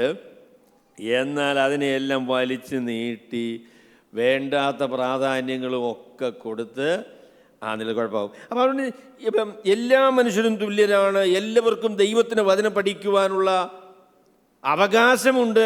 അവകാശമുണ്ടെന്ന് മാത്രമല്ല കേട്ടോ, ഉത്തരവാദിത്വമുണ്ട് കേട്ടോ. നിങ്ങൾ ബൈബിൾ വായിക്കാത്ത ആളാണ്, ബൈബിൾ വായിക്കാത്ത വിശ്വാസിയാണ് എങ്കിൽ നിങ്ങൾ ദൈവഹിത പ്രകാരം ജീവിക്കുന്നൊരു വിശ്വാസിയല്ല. ബൈബിൾ വായിക്കണം, ബൈബിൾ പഠിക്കണം. കഴിഞ്ഞ ദിവസം ഞങ്ങൾ ബൈബിൾ വായിച്ചപ്പോൾ ഞങ്ങളെല്ലാം നടുങ്ങി ഇല്ലയോ? ഒരു ഉപമ പറഞ്ഞു വന്നപ്പം ഇതിൻ്റെ അർത്ഥം എന്താണ് എന്നൊക്കെ പറഞ്ഞ് ഞങ്ങൾ തമ്മിലൊക്കെ ഇങ്ങനെ ആളുകൾ തമ്മിൽ ഇങ്ങനെ തർക്കിച്ചു. എൻ്റെ പൊന്നു സഹോദരങ്ങളെ, നമ്മളെല്ലാവരും ബൈബിൾ വായിക്കണം, നമ്മളെല്ലാവരും ബൈബിൾ പഠിക്കണം. വില്യം ടിൻഡെയിലിൻ്റെ ഭാഷയിൽ പറയാം,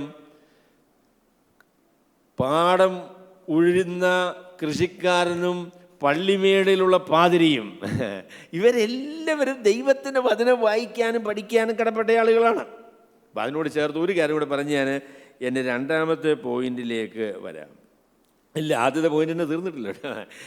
ഇത് മറുവശം ഞാൻ പറയാൻ ആഗ്രഹിക്കുന്നത്, എല്ലാ വിശ്വാസികളും ദൈവത്തിൻ്റെ മുൻപാകെ തുല്യരാണ് എങ്കിലും, എല്ലാ വിശ്വാസികളും ദൈവത്തിന് മുൻപാകെ തുല്യരാണ് എങ്കിലും എല്ലാ വിശ്വാസികൾക്കും ബൈബിൾ പഠിക്കാനും മനസ്സിലാക്കുവാനും തുല്യമായ കഴിവുള്ളവരല്ല. നമ്മളെല്ലാവരും തുല്യരാണ് ദൈവത്തിന് മുൻപാകെ എങ്കിൽ നമ്മുടെ കഴിവിന് വ്യത്യാസമാണല്ലോ. അപ്പോൾ അതാണ് ഈ DI എന്ന് പറയുന്ന ആശയം, അതിലെ അപകടം എന്ന് പറയുന്നതാണ്. DI എന്ന് കേട്ടിട്ടുണ്ടോ? അവിടെ ഡൈവേഴ്സിറ്റി, ഇക്വാളിറ്റി ആൻഡ് ഇൻക്ലൂഷൻ എന്ന് പറയുന്നതാണ് DI അല്ലേ? അപ്പം അതിൻ്റെ പ്രശ്നം എന്താണെന്ന് ചോദിച്ചാൽ, ഇക്വാളിറ്റി ദി ഔട്ട്കം എന്ന് പറയുന്നതാണ് അവരുടെ പ്രശ്നം എന്ന് പറയുന്നത്. എന്ന് പറഞ്ഞാൽ എല്ലാവരും തുല്യമായ രീതിയിൽ കാര്യങ്ങൾ അവർക്ക് എല്ലാവർക്കും കിട്ടണമെന്ന്. അത് പറ്റില്ല കേട്ടോ. കാര്യം ചോദിച്ചാൽ ആളുകളുടെ കഴിവിന് വ്യത്യാസമുണ്ട്, സാഹചര്യങ്ങൾക്ക് വ്യത്യാസമുണ്ട്. അപ്പം അതുകൊണ്ട് മനുഷ്യർ തമ്മിൽ വ്യത്യാസമുണ്ട് ഒരർത്ഥത്തിൽ പറയുമ്പോൾ അല്ലേ? ഫിലിപ്പ് സഹോദരന് നിയമം പറയുന്ന പോലെ എനിക്കിപ്പോൾ പറയാൻ പറ്റുമോ? ഇല്ല, പറ്റില്ല. കാരണം ചോദിച്ചാൽ അദ്ദേഹം നിയമം പഠിക്കുന്നയാളാണ്, അതിനൊരു പ്രാവീണ്യം അദ്ദേഹത്തിനുണ്ട്.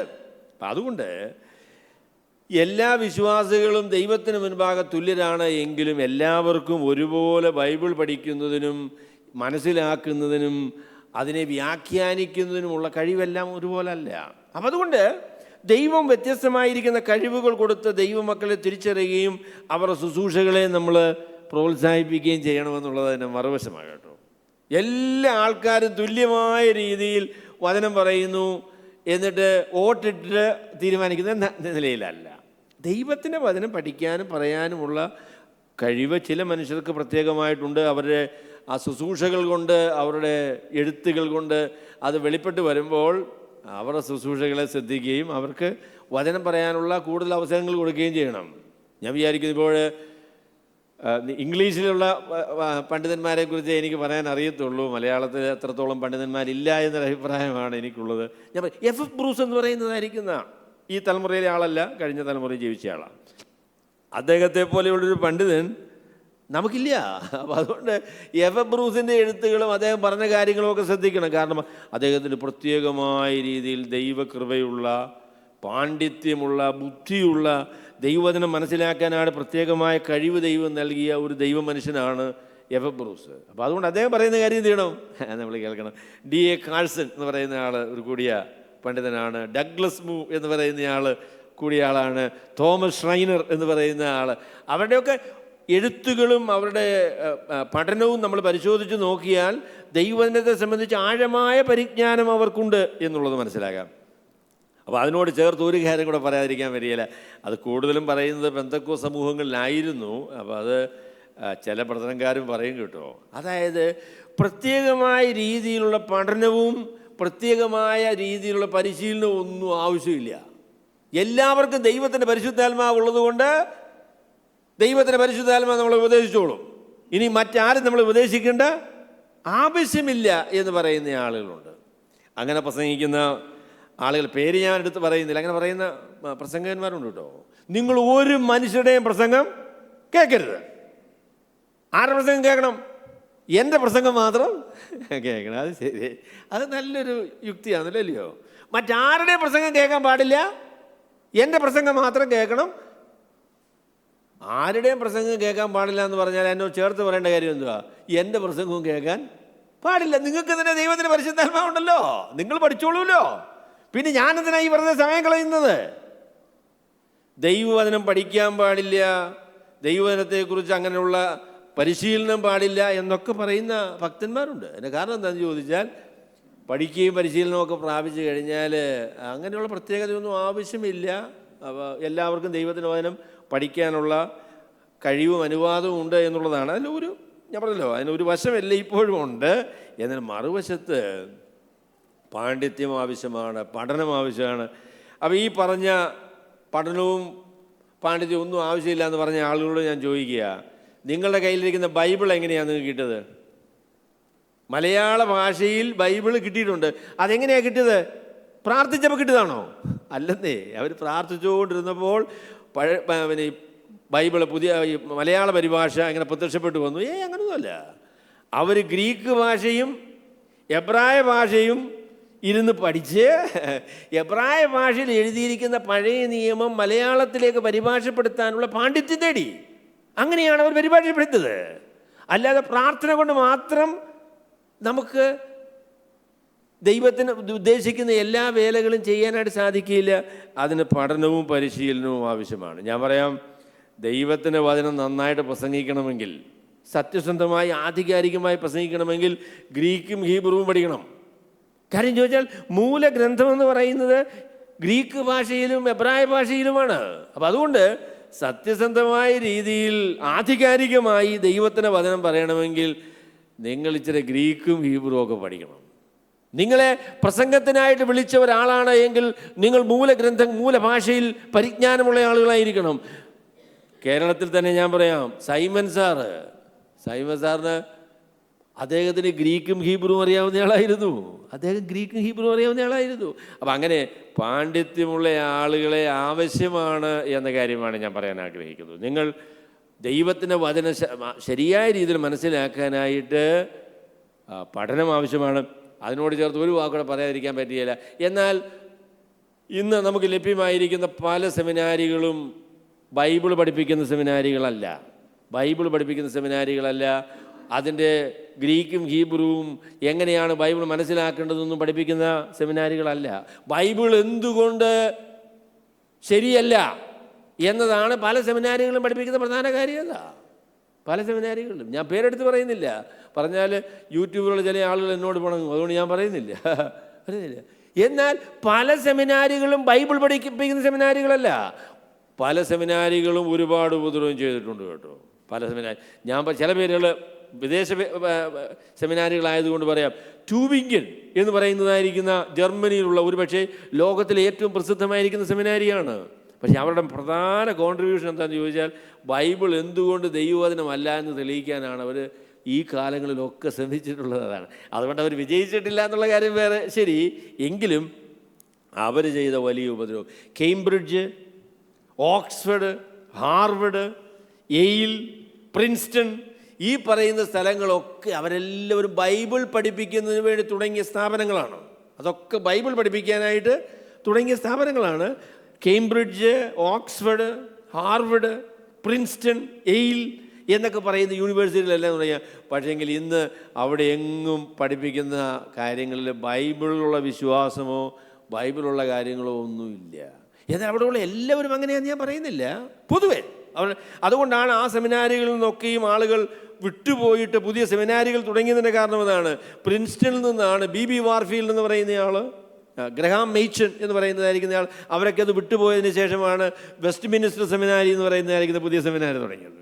കാര്യം ചോദിച്ചാൽ പ്രിൻസ്റ്റൺ സെമിനാരി ബൈബിൾ ദൈവവചനമാണ് എന്ന കാര്യം ഉപേക്ഷിച്ചു. ബൈബിൾ എന്ന് പറയുന്നത് മറ്റ് പുരാതന മതഗ്രന്ഥങ്ങളെ പോലെയുള്ളൊരു ഗ്രന്ഥമാണ് എന്നാണ് അവർ പറയുന്നത്. അപ്പോൾ അതുകൊണ്ട് അങ്ങനെയുള്ള ഉപദ്രവങ്ങളൊക്കെ സെമിനാരികൾ ഉണ്ടാക്കിയിട്ടുണ്ട് കേട്ടോ, അതൊന്നും ഞാൻ നിഷേധിക്കുന്നില്ല. എന്നാൽ ബൈബിൾ പഠനം അത്യന്താപേക്ഷിതമാണ്, അനിവാര്യമാണ്. എന്നാൽ ഇതിന് മറുവശമായി പറയേണ്ടത് എല്ലാവർക്കും ബൈബിൾ പഠിക്കാനും അറിയാനുമുള്ള ഉത്തരവാദിത്വമുണ്ട്. ആ നിലയിൽ നമ്മൾ അപ്പോൾ സെമിനാരി പഠിച്ചവനാണ് എന്ന് പറഞ്ഞ് എന്തെങ്കിലുമൊക്കെ അബദ്ധം പറഞ്ഞാൽ ബൈബിൾ വായിക്കുന്ന ആളുകൾക്കറിയാം, ബൈബിൾ വായിക്കുന്ന ആളുകൾക്ക് അതിനെ വിമർശിക്കാനായിട്ട് സാധിക്കും. അതുകൊണ്ട് നമ്മളെല്ലാവരും ആ നിലയിൽ പാണ്ഡിത്യമുള്ളവരായിരിക്കണം. ഞാൻ രണ്ട് വശവും നിങ്ങളോട് പറഞ്ഞല്ലോ. ഒരർത്ഥത്തിൽ പറയുമ്പോൾ നമ്മളെല്ലാവരും ബൈബിൾ പണ്ഡിതന്മാരാകണം, ബൈബിൾ പഠിക്കണം. എന്നാൽ എല്ലാവർക്കും തുല്യമായി പഠിക്കുന്നതിനുള്ള കഴിവില്ല. ചില ആളുകൾക്ക് ഭാഷാജ്ഞാനവും പഠനത്തിനുള്ളതായിരിക്കുന്ന കഴിവും ഒക്കെ വ്യത്യാസമാണ്. അവർക്ക് കൂടുതൽ കാര്യങ്ങൾ ഗ്രഹിക്കാനായിട്ട് സാധിക്കും. വളരെ മൈന്യൂട്ടായിട്ടുള്ള കാര്യങ്ങളെയൊക്കെ കണ്ടുപിടിക്കാനും വിശദീകരിക്കാനുമുള്ള കാര്യമുണ്ട്. ഞാൻ ഒരു വാക്കുകൂടെ അദ്ദേഹം പറയാതിരിക്കാനില്ല. ഡാനിയൽ വാലസ് എന്ന് പറയുന്ന, ഞങ്ങളെ ഡള്ളസ് തിയോളജിക്കൽ സെമിനാരിയിൽ ഗ്രീക്ക് പഠിപ്പിച്ച ആളാണ് ഡാനിയൽ വാലസ്. അപ്പോൾ അദ്ദേഹത്തിന് പുതിയ നിയമത്തിലെ ഇന്നത്തെ നെസൽ ആർഡൻറ്റ് ടെക്സ്റ്റ് എന്ന് പറയുന്ന ക്രിട്ടിക്കൽ ടെക്സ്റ്റിൽ എത്ര വാക്ക്, എത്ര അക്ഷരമുണ്ട് എന്ന് അദ്ദേഹത്തിന് അറിയാം. എത്ര അക്ഷരം ഈ പുതിയ നിയമത്തിലുണ്ട് എന്നറിയാം. എവിടെയൊക്കെയാണ് ടെക്സ്റ്റുകൾ തമ്മിൽ വ്യത്യാസമുള്ളത് എന്നുള്ളത് അദ്ദേഹത്തോട് ചോദിച്ചാൽ അറിയാം. അദ്ദേഹം അത്രത്തോളം കൃത്യമായി ഓരോ വിശദാംശങ്ങളെയും പരിശോധിക്കുന്നയാളാണ്. അദ്ദേഹം ആ കൃത്യത അദ്ദേഹത്തോട് സംസാരിച്ച നല്ല രസമായിട്ടോ. അദ്ദേഹം പക്ഷെങ്കിൽ അദ്ദേഹത്തിന് വഴിയും ഡിറക്ഷനും ഒന്നും അറിയത്തില്ല. അദ്ദേഹം പറഞ്ഞ ഒരു സ്ഥലത്ത് അദ്ദേഹം തൻ്റെ വീട് 4-5 വർഷം താമസിച്ച സ്ഥലമാണ്. എന്നാലും അവസാനത്തെ ആ വീട്ടിൽ നിന്ന് മാറാനായിട്ട് നിൽക്കുന്ന ഒരു സമയത്ത് പിള്ളേർ പറഞ്ഞു, ഏതായാലും ഇന്നെങ്കിലും പപ്പ വഴി തെറ്റിക്കാതെ വീട്ടിൽ വരുമായിരിക്കും എന്ന് പറഞ്ഞു. അപ്പോൾ അവർ അവസാന ദിവസം നോക്കുമ്പോൾ വഴി തെറ്റിച്ച് പുള്ളി അങ്ങോട്ട് പോകുന്നു. അദ്ദേഹം പറഞ്ഞു, എനിക്ക് ഡിറക്ഷൻ എന്ന് പറയുന്നത് എൻ്റെ ഈ സിസ്റ്റത്തിലില്ല. എന്നാൽ ഗ്രീക്ക് ബൈബിളിൽ എത്ര അക്ഷരമുണ്ടെന്നുള്ള കാര്യം പുള്ളിക്കറിയാം. അതാണ് അദ്ദേഹത്തിൻ്റെ പ്രത്യേകത എന്ന് പറയുന്നത്. മനുഷ്യന് വ്യത്യാസമുള്ള ആൾക്കാരാണ്. അപ്പം അതുകൊണ്ട് പഠനവും അതുമൊക്കെ ചില മനുഷ്യർക്ക് പ്രത്യേകമായ രീതിയിൽ ചെയ്യാനായിട്ട് സാധിക്കും. അവർക്ക് അതിൻ്റേതായിരിക്കുന്ന ഒരു പ്രാധാന്യമുണ്ട്. അത് നമ്മൾ അംഗീകരിക്കണം എന്നതാണ് ഞാൻ അതിനോട് ചേർത്ത് പറയാൻ ആഗ്രഹിക്കുന്നത്. അപ്പം ഞാനെൻ്റെ ആദ്യത്തെ പോയിൻ്റുള്ള പറഞ്ഞ ഇതുവരെ പറഞ്ഞല്ലോ കേട്ടോ. അപ്പം ഞാൻ പറയാൻ ആഗ്രഹിക്കുന്ന പോയിൻ്റ് ഇതാണ്: സാധാരണക്കാരായ മനുഷ്യർക്ക് അസാധാരണമായ ശുശ്രൂഷകൾ ദൈവം നൽകുന്നു. അതിൻ്റെ കാരണം അവർ കർത്താവായ യേശുക്രിസ്തുവിനോട് കൂടെ ഉള്ളവരും കർത്താവായ യേശുക്രിസ്തു അവരോട് കൂടെ ഉള്ളവരുമാണ് എന്നതാണ്. അവർ പറഞ്ഞു, എന്തുകൊണ്ടാണ് ഇവർക്ക് ഈ ധൈര്യം എന്ന് ചോദിച്ചു അല്ലേ? എന്തുകൊണ്ടാണ് ഇവർക്ക് ഈ ധൈര്യം? ധൈര്യത്തിന് കാരണം എന്താണെന്ന് ചോദിച്ചാൽ അവർ യേശുവിനോട് കൂടെ ആയിരുന്നവർ എന്ന് അറിഞ്ഞു. നമ്മളുടെ നിസ്തുല്യത എന്ന് പറയുന്നത് എന്താ? നമ്മുടെ പ്രത്യേകത എന്ന് പറയുന്നത് എന്താ? നമ്മുടെ പ്രത്യേകത എന്ന് പറയുന്നത് എന്താ? നമ്മുടെ പ്രത്യേകത എന്ന് പറയുന്നത് ലോകത്തിൽ മറ്റാർക്കുമില്ലാത്ത പ്രത്യേകതയാണ്. നാം കർത്താവായ യേശു ക്രിസ്തുവിനോട് കൂടെ നിൽക്കുന്ന ആളുകളാണ്, കർത്താവിനെ അറിയുന്ന ആളുകളാണ്, കർത്താവുമായുള്ള ബന്ധം നമുക്കുണ്ട്. ഞാനിവിടെ ഇരുന്നപ്പോഴും ഞാനതിനെക്കുറിച്ച് ഇങ്ങനെ ചിന്തിക്കുകയായിരുന്നു. എന്തൊരത്ഭുതമാണെന്നറിയാമോ? എനിക്ക് അമേരിക്കൻ പ്രസിഡൻ്റായി തിരഞ്ഞെടുക്കപ്പെട്ട ട്രംപിനെ ഇഷ്ടമാണ് കേട്ടോ. അദ്ദേഹത്തിൻ്റെ ജീവിതവും പരിപാടികളും എല്ലാം ഒന്നും ഇഷ്ടമല്ല. എന്നാൽ അതേ ദിവസം അമേരിക്കയിൽ പോകുന്ന ഉടനെ ട്രംപിനെ പോയി വൈറ്റ് ഹൗസിലൊന്ന് പോയി കണ്ടാലോ എന്ന് എനിക്കൊരു ചിന്ത വന്നു. അപ്പോൾ ചിന്ത വന്നപ്പോൾ എനിക്ക് അതിനോട് ചേർന്ന് വന്ന ചിന്ത എന്താണെന്നറിയാമോ? അവിടെ എങ്ങാനും ചെന്നാൽ പോലീസ് അറസ്റ്റ് ചെയ്ത് ജയിലിടും. എന്തിനാ വന്നതെന്ന് ചോദിച്ചാൽ ട്രംപിനെ കാണാൻ വന്നാന്ന് പറയുന്നുടനെ ഇവൻ്റെ നിപ്പുമൊക്കെ കണ്ടിട്ട് ഇവൻ ആൾ ശരിയല്ല എന്ന് തോന്നുന്നു, പിടിക്കടാ അവനെ എന്ന് പറയും. പിടിച്ചു കൊണ്ടുപോയി ജയിലിലിടും. എൻ്റെ പൊന്നെ, ട്രംപിനോട് ഇത്ര ഇഷ്ടമുള്ള ആളിനെ എന്തിനാ ജയിലിടുന്നത്? അതിനുള്ള അനുവാദമില്ല കേട്ടോ, അങ്ങോട്ട് ചെല്ലാൻ പറ്റത്തില്ല. എന്നാൽ കർത്താവിൻ്റെ അടുക്ക് വരാൻ വരും കേട്ടോ. എന്ത് അത്ഭുതകരമായിരിക്കുന്ന കാര്യം! എൻ്റെ കർത്താവിനെ അറിയുവാൻ, ആ കർത്താവിനെ അടുക്കൽ വരുവാൻ യേശുക്രിസ്തുവിനോട് ചോദിച്ചാൽ എന്നെ അറിയാമെന്നുള്ള കാര്യം കർത്താവ് പറയും.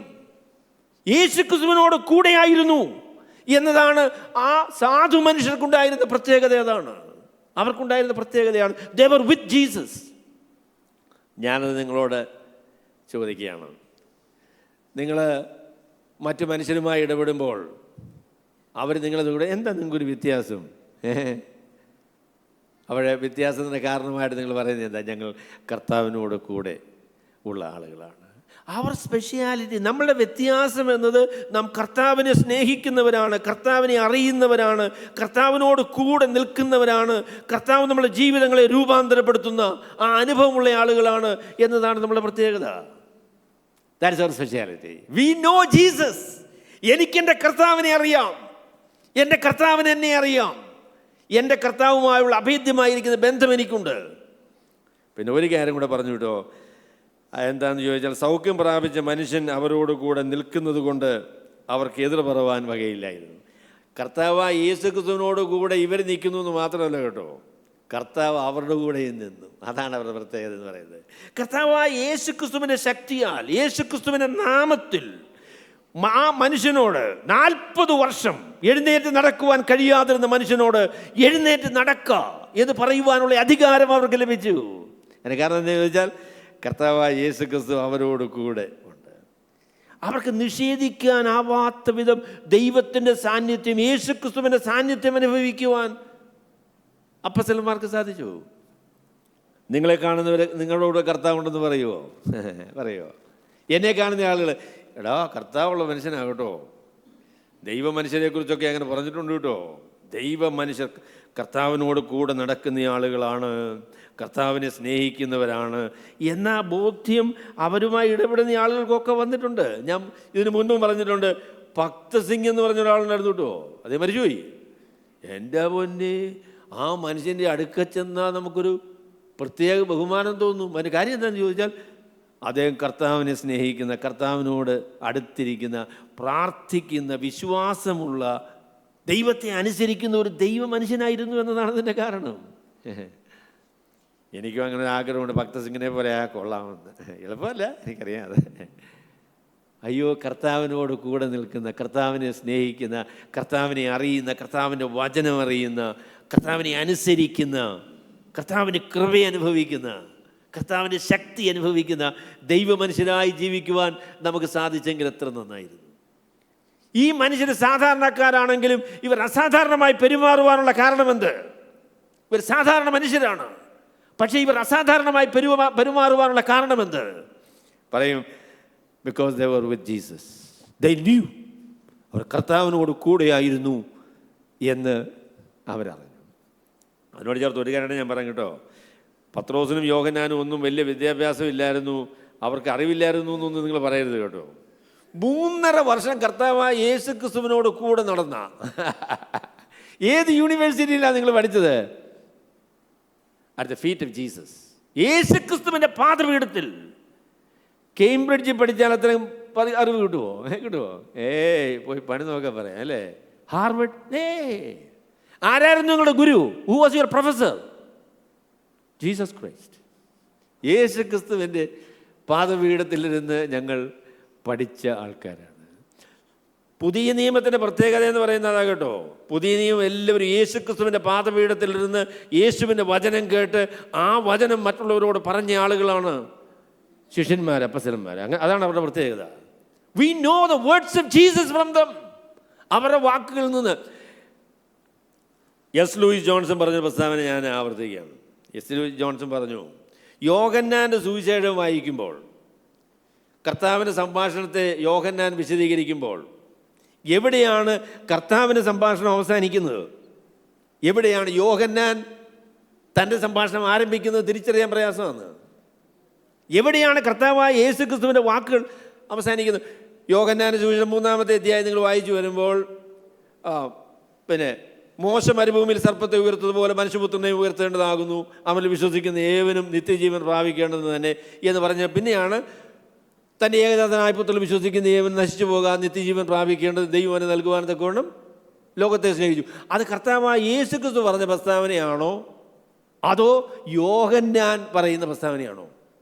തിരിച്ചറിയാൻ വലിയ ബുദ്ധിമുട്ടാണ് കേട്ടോ. അതിനദ്ദേഹം പറഞ്ഞ വിശദീകരണം ഞാൻ പറയാം. He was so filled with Jesus. കർത്താവായ യേശു ക്രിസ്തുവിൻ്റെ വാക്കുകൾ യോഹന്നാനെ അത്രമാത്രം സ്വാധീനിച്ചതുകൊണ്ട് യോഹന്നാൻ സംസാരിക്കുമ്പോൾ കർത്താവ് സംസാരിക്കുകയാണോ എന്ന് തോന്നുമായിരുന്നു എന്നാണ് അദ്ദേഹം പറഞ്ഞത്. They were with Jesus. അവർ കർത്താവിനോട് കൂടെ നടന്ന ആളുകളാണ്. അതുകൊണ്ട് അവർ പറയുന്നത് കർത്താവ് പറയുന്നത് പോലെയായിരുന്നു. ആ നിലയിൽ ജീവിതങ്ങൾ രൂപാന്തരപ്പെട്ട, മനസ്സുകൾ വ്യത്യാസപ്പെട്ട, ആശയം വ്യത്യാസപ്പെട്ട ആളുകളായിരുന്നു അവർ കർത്താവിനോട് കൂടെ ആയിരുന്നു എന്ന് അറിഞ്ഞു. ലോകക്കാർ നമ്മളെക്കുറിച്ച് അറിയുന്ന ഏറ്റവും ശ്രേഷ്ഠമായ അറിവതാ കേട്ടോ. ലോകക്കാർ നമ്മളെക്കുറിച്ച് പറയേണ്ട പ്രസ്താവന അതാണ്. They are with Jesus. അവർ യേശുവിനോട് കൂടെയുള്ള ആളുകളാണ്, യേശുവിനെ അറിയുന്ന ആളുകളാണ്. അതാണ് നമ്മെക്കുറിച്ച് കേൾക്കാൻ കഴിയുന്ന ഏറ്റവും വലിയ സാക്ഷ്യം. അതാണ് ദേ ആർ വിത്ത് ജീസസ്. അവർ കർത്താവിനെ അറിയുന്ന ആളുകളാണ്. കർത്താവിനോട് ചേർന്ന് നിന്നു എന്ന് മാത്രമല്ല, കർത്താവ് അവരോട് ചേർന്ന് നിന്നു കേട്ടോ. അവർ ചെയ്ത കാര്യങ്ങൾ അവർക്ക് നിഷേധിക്കുവാൻ കഴിയുമായിരുന്നില്ല. അവർ അവകാശവാദങ്ങളെ നിഷേധിക്കാനായിട്ട് സാധിക്കുമായിരുന്നില്ല. രണ്ടാമത് പറയാൻ ആഗ്രഹിക്കുന്ന കാര്യം അവരോട് ന്യായാധിപ സംഘത്തിൽ നിന്ന് പുറത്തു പോകുവാൻ കൽപ്പിച്ചിട്ട് അവർ തമ്മിൽ ആലോചിച്ചു. അപ്പോൾ ഈ കാര്യങ്ങൾ പത്രോസും യോഹന്നാനും എന്തുകൊണ്ടാണ്, എങ്ങനെയാണ് ഈ കാര്യങ്ങൾ സംഭവിച്ചത് എന്നതിനെ സംബന്ധിച്ച് അവിടെ ഉണ്ടായിരുന്ന സംഘത്തിലുള്ള ആളുകളോടെല്ലാം വിശദീകരിച്ചു. അതെല്ലാം കേട്ടോ. കേട്ട് കഴിഞ്ഞതിന് ശേഷം ഈ കാര്യം എങ്ങനെയാണ് കൈകാര്യം ചെയ്യേണ്ടതെന്ന് അറിയാൻ വേണ്ടി ഇവരെ പുറത്താക്കിയതിന് ശേഷം യോഹന്നാനെയും പത്രോസിനെയും യോഹന്നാനെയും പിന്നെ കൂടെ നിൽക്കുന്ന ഈ 40 വർഷം നടക്കാൻ വയ്യാത്ത മനുഷ്യൻ അദ്ദേഹത്തെ പുറത്താക്കി. നിൽക്കാൻ പറ്റും, പുറത്തേക്കാൻ. എന്നിട്ട് ഇവർ തമ്മിൽ ആലോചിച്ചതിന് ശേഷം അപ്പം ഞാനിതിനെക്കുറിച്ച് പറഞ്ഞാൽ നിങ്ങൾ ആ ഭാഗം വായിച്ചു നോക്കിയാൽ അറിയാം. പറഞ്ഞു, ഈ മനുഷ്യരെ എന്ത് ചെയ്യേണ്ടു? അതാണ് അവരുടെ ചോദ്യം. ഈ മനുഷ്യരെ, അയ്യോ എൻ്റെ പൊന്നെ, അതാണോ ചോദ്യം? അതാണോ ചോദിക്കേണ്ട ചോദ്യം? കർത്താവായ യേശു ക്രിസ്തുവിനെ സംബന്ധിച്ചും കർത്താവായ യേശു ക്രിസ്തുവിൻ്റെ നാമത്തിൽ സൗഖ്യം പ്രാപിച്ച 40 വർഷം നടക്കുവാൻ കഴിയാത്തൊരു മനുഷ്യൻ സൗഖ്യം പ്രാപിച്ചു. അപ്പം ഇനി ഡിസ്കഷൻ എന്തായിരിക്കണം? ഈ പറയുന്ന കാര്യത്തിൽ വല്ല വാസ്തവമുണ്ടോ? യേശു ക്രിസ്തുവിനെ കുറിച്ച് ഇവർ പറഞ്ഞ സന്ദേശം സത്യമാണോ? ഈ സത്യത്തോടെ നമുക്ക് എങ്ങനെ പ്രതികരിക്കണം? അതല്ലേ വിഷയം? അതല്ലേ ഫിലിപ്പ് സഹോദര ഏതാ ചോദിക്കണ്ടേ? അവർ തമ്മിൽ ചർച്ച ചെയ്യേണ്ട വിഷയം എന്താണ്? എൻ്റെ പോന്നെ, നമ്മളെല്ലാവരും കൂടി കർത്താവായ യേശു ക്രിസ്തുവിനെ ക്രൂശിച്ചു. യേശുവിനെ നമ്മളെവിടെ ക്രൂശിച്ചു? ഇപ്പോൾ കണ്ടോ, പറയുന്നത് കേട്ടോ. യേശു ക്രിസ്തു ഉയർത്തെഴുന്നേറ്റ് ഇവർ കണ്ടെന്ന് പറയുന്നു. മാത്രമല്ല, ഉയർത്തെഴുന്നേറ്റ് യേശുവിൻ്റെ നാമത്തിൽ 40 വർഷമായി നടക്കാൻ വയ്യാത്തൊരു മനുഷ്യൻ എഴുന്നേറ്റ് നടക്കുന്നു. ഈ പറഞ്ഞ കാര്യത്തോട് നമ്മൾ എങ്ങനെ പ്രതികരിക്കണം? എങ്ങനെയാണ് ഈ സത്യം നമുക്ക് വിശകലനം ചെയ്യാൻ പറ്റുന്നത്? അതല്ലേ പറയണ്ടേ? അതല്ലേ വിഷയം? ഇല്ലെന്നേ, അതൊന്നും അവർക്ക് വിഷയമല്ല. ഈ മനുഷ്യരോട് എന്ത് ചെയ്യണം? അപ്പം ഞാനതൊരു പ്രമാണമായിട്ട് പറയാൻ കേട്ടോ. ലോകവും മതനേതാക്കന്മാരും മതവിശ്വാസികളും ഒന്നും സത്യം അന്വേഷിക്കുന്ന ആളുകളല്ല. അവരുടെ ഏറ്റവും വലിയ അന്വേഷണം എന്ന് പറയുന്നത് സത്യമല്ല, പിന്നെയോ അവരുടെ നിലനിൽപ്പാണ്. അതാണ് അവരുടെ വിഷയം. ഈ മനുഷ്യരെ എങ്ങനെ കൈകാര്യം ചെയ്യാൻ പറ്റും? നാം ഇന്നായിരിക്കുന്ന സംവിധാനത്തെ എങ്ങനെ നിലനിർത്താൻ പറ്റും? അതാണ് അവരുടെ ചോദ്യം. അല്ല സത്യം കണ്ടുപിടിക്കുക എന്നുള്ളതല്ല. That is not their question. നമുക്ക് എങ്ങനെയാണ് ഈ മനുഷ്യരെ എങ്ങനെയൊന്ന് ഒതുക്കി, ഈ മനുഷ്യരോട് എന്ത് ചെയ്യണം, നമുക്ക് എങ്ങനെ ഈ പ്രസ്ഥാനം യാതൊരു ചാഞ്ചല്യവും കൂടാതെ എങ്ങനെയാണ് മുൻപോട്ട് കൊണ്ടുപോകാൻ പറ്റുന്നത്?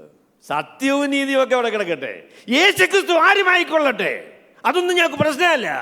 ഞങ്ങളുടെ പ്രശ്നം എന്ന് പറയുന്നത് ഞങ്ങളുടെ പ്രസ്ഥാനം നിലനിൽക്കണം, ഞങ്ങൾ പറയുന്ന രീതിയിൽ കാര്യങ്ങൾ നടക്കണം, ഞങ്ങൾക്ക് അവകാശവും അധികാരവും ഞങ്ങളുടെ കരങ്ങളിൽ ഉണ്ടാവണം. അതാണ് വിഷയം. നമ്മുടെ അന്വേഷണം എന്താ? സത്യം അറിയണമെന്നുള്ളതാണോ? യേശുക്രിസ്തുവിനെ കുറിച്ച് ഈ ദൈവ മനുഷ്യർ പറയുന്ന കാര്യത്തിൽ വല്ല വാസ്തവമുണ്ടോ എന്ന് അന്വേഷിക്കുന്നതാണോ? അതൊന്നുമല്ല. അപ്പോൾ എന്നിട്ട് പിന്നെ അവർ വന്ന തീരുമാനം എന്താണെന്ന് ചോദിച്ചാൽ, അതുകൊണ്ട് അവർ എടുത്ത തീരുമാനം എന്ന് പറയുന്നത് ഈ പറഞ്ഞ കാര്യത്തെക്കുറിച്ചൊന്നും ഞങ്ങൾക്കൊന്നും പറയാനില്ല, അതിനെ ഡിഫെൻഡ് ചെയ്യാനും ഞങ്ങൾക്ക് എതിർക്കാനും സാധിക്കുകയില്ല, പക്ഷെങ്കിൽ മിണ്ടിപ്പോകരുത്. അതാണ്, മിണ്ടിപ്പോകരുത്. നല്ല തീരുമാനമില്ലയോ? അതിനെക്കുറിച്ച് തിരുവട്ടാർ കൃഷ്ണൻകുട്ടി പറഞ്ഞ പ്രസ്താവന പറയാം. തിരുവട്ടാർ പറഞ്ഞത്, അദ്ദേഹം പറഞ്ഞു, ആശയത്തെ ആശയം കൊണ്ടാണ് എതിർക്കേണ്ടത്, അല്ലാതെ ആശയത്തെ കുറുവടിയും വടിവാളും കൊണ്ടല്ല നേരിടേണ്ടത്. ആശയത്തെ എതിർക്കേണ്ടത് ആശയം കൊണ്ടാണ്. യേശുക്രിസ്തു ഉയർത്തെഴുന്നേറ്റു എന്നുള്ള തെളിവാണ് ഈ മനുഷ്യൻ 40 സംവത്സരമായിട്ട് നടക്കാൻ വയ്യാത്ത ആൾ നടന്നതെന്ന് പറഞ്ഞപ്പോൾ അതിനെ എതിർക്കാനായിട്ട് ഇന്ന കാരണങ്ങളാൽ ഇത് ശരിയല്ല എന്ന് പറയാനുള്ള ഉത്തരവാദിത്വമാണ് അവർക്കുള്ളത്. എന്നാൽ അവരെന്നല്ല പറഞ്ഞു കേട്ടോ, മിണ്ടിയ നിന്നെ അട്ടിച്ച് ശരിപ്പെടുത്തുന്നു. ഞാൻ എൻ്റെ ഹൈന്ദവ സുഹൃത്തുക്കളോട് ചോദിക്കുക, സുവിശേഷം പറഞ്ഞാൽ സുവിശേഷം പറയാൻ പറ്റില്ല എന്ന് പറയുന്നതാണ് നിങ്ങളുടെ മറുപടി അല്ലേ? ഞാൻ ഒരിക്കലൊരു RSSകാരനോട് സുവിശേഷം പറയാൻ സംഗതിയായി, ഭയങ്കരമായിട്ട് കോപിച്ചു അട്ടിക്കുമെന്നുള്ള അപ്പം ഞാൻ ഏതായാലും ദൈവം തന്നൊരു വാക്കായിരിക്കും. ഞാൻ പെട്ടെന്ന് ചോദിച്ചു, സാറിൻ്റെ ഈ നിലപാട് കണ്ടിട്ട് ഞാൻ പറഞ്ഞത് കേട്ട് സാറ് ക്രിസ്ത്യാനിയായി പോകുന്നൊരു ഭയമുള്ളതായിട്ട് തോന്നുന്നല്ലോ എന്ന് പറഞ്ഞു.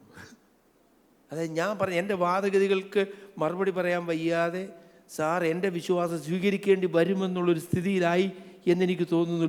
ഉടവിളി പറയുക, ഞാൻ ചത്താലും മാറൂല എന്ന്. ഓ, അത് ശരി. അപ്പം ഞാൻ പറഞ്ഞു, എന്നാൽ പിന്നെ പ്രശ്നമില്ലല്ലോ, നിങ്ങളപ്പോൾ ഭയപ്പെടേണ്ട ആവശ്യമില്ലല്ലോ. അപ്പോൾ ഇതിൻ്റെ ഉടനെ പറയുക, എന്നാ കയറിയിരിക്കുന്നു. ഞാനും ഉണ്ടായിരുന്നു, AP ജോസഫ് ഉണ്ടായിരുന്നു, പാലക്കാടാ. എന്നാ കയറിയിരിക്കുന്നു. അപ്പം നമുക്ക് സംസാരിക്കാമല്ലോ എന്ന്. ഞാൻ പറയുന്ന കാര്യം പറഞ്ഞു, ഞാൻ പറഞ്ഞാലൊന്നും നിങ്ങൾ മാറുകയില്ല. അപ്പോൾ എനിക്ക് പറയാനുള്ള കാര്യമൊക്കെ പറയാമല്ലോ, അതിന് നിങ്ങൾക്ക് പറയാനുള്ള കാര്യം കേൾക്കാമല്ലോ. ഞങ്ങളവിടെ 1 മണിക്കൂർ നിന്നാണ്, ചായ കിട്ടി, ബിസ്ക്കറ്റ് തന്നു, അതൊക്കെ തന്നിട്ടു. എൻ്റെ പൊന്നു സഹോദരന്മാരെ, ഞാൻ പറയുക, ഞങ്ങൾ പറഞ്ഞ കാര്യം നിങ്ങൾക്ക് സ്വീകാര്യമല്ലെങ്കിൽ എന്തുകൊണ്ട് സ്വീകാര്യമല്ലെന്ന് പറഞ്ഞാൽ പോരെ? അതിന് ഞങ്ങളെ തല്ലേണ്ട ആവശ്യമുണ്ടോ? ഞങ്ങൾ മിണ്ടരെന്ന് പറയുന്നതാണോ അതിനുള്ള പ്രതികരണം? നിങ്ങൾ വാദഗതികൾ ഉന്നയിച്ചുകൊള്ളൂ, ഞങ്ങൾ പറഞ്ഞത് എന്തുകൊണ്ട് തെറ്റാണെന്ന് തെളിയിച്ചുകൊള്ളൂ. ആശയത്തെ ആശയം കൊണ്ടല്ലേ എതിർക്കേണ്ടത്, നിയമം കൊണ്ട് മിണ്ടാൻ പാടില്ല. മത പരിവർത്തന നിരോധന നിയമമായ എന്ത് പരിപാടിയാ? ഞാൻ അല്ലെ, എനിക്ക് ബോധ്യമായ ഒരു കാര്യം സ്വീകരിക്കാൻ എനിക്ക് അനുവാദമില്ലെന്ന്, ഞാൻ പറയുന്ന കാര്യം സത്യമാണ് എന്ന നിലയിൽ ഞാനതിനെക്കുറിച്ച് വാദിക്കുമ്പോൾ ഞാൻ പറയുന്നത് തെറ്റാണെന്ന് തെളിയിക്കാൻ അവർക്ക് കഴിയില്ലെന്ന്, അതിനുള്ള ആവശ്യമില്ലെന്ന്, നിയമവും കോടതിയും ജയിലും ഉപയോഗിച്ച് ആശയത്തെ തകർക്കാമെന്ന്, അതെന്തൊരു പരിപാടിയാ? എൻ്റെ പൊന്നു സഹോദരങ്ങളെ, ആരംഭകാലം മുതൽ തന്നെ മനുഷ്യൻ്റെ രീതി അതാകട്ടോ. മനുഷ്യർ സത്യാന്വേഷികളല്ല, അവർ സത്യത്തെ അന്വേഷിക്കുന്നവരുമല്ല. അവർക്ക് വേണ്ടതെന്ന് ചോദിച്ചാൽ അവർ പറയുന്ന സംവിധാനങ്ങളൊക്കെ ആ നിലയിൽ തന്നെ നിൽക്കണം. അതിന് നമ്മൾ ഭീഷണിയാകാൻ പാടില്ല. അപ്പം അതുകൊണ്ട് നമ്മളെ നിശബ്ദരാക്കുക എന്നുള്ളതാണ് അതിൻ്റെ പരിപാടി. അവർ മിണ്ടിപ്പോകരുത് എന്ന് അവരോട് പറഞ്ഞു, മിണ്ടരുത് എന്ന്. അപ്പോൾ അതാണ് ഞാൻ രണ്ടാമത് പറയാൻ ആഗ്രഹിക്കുന്നത്.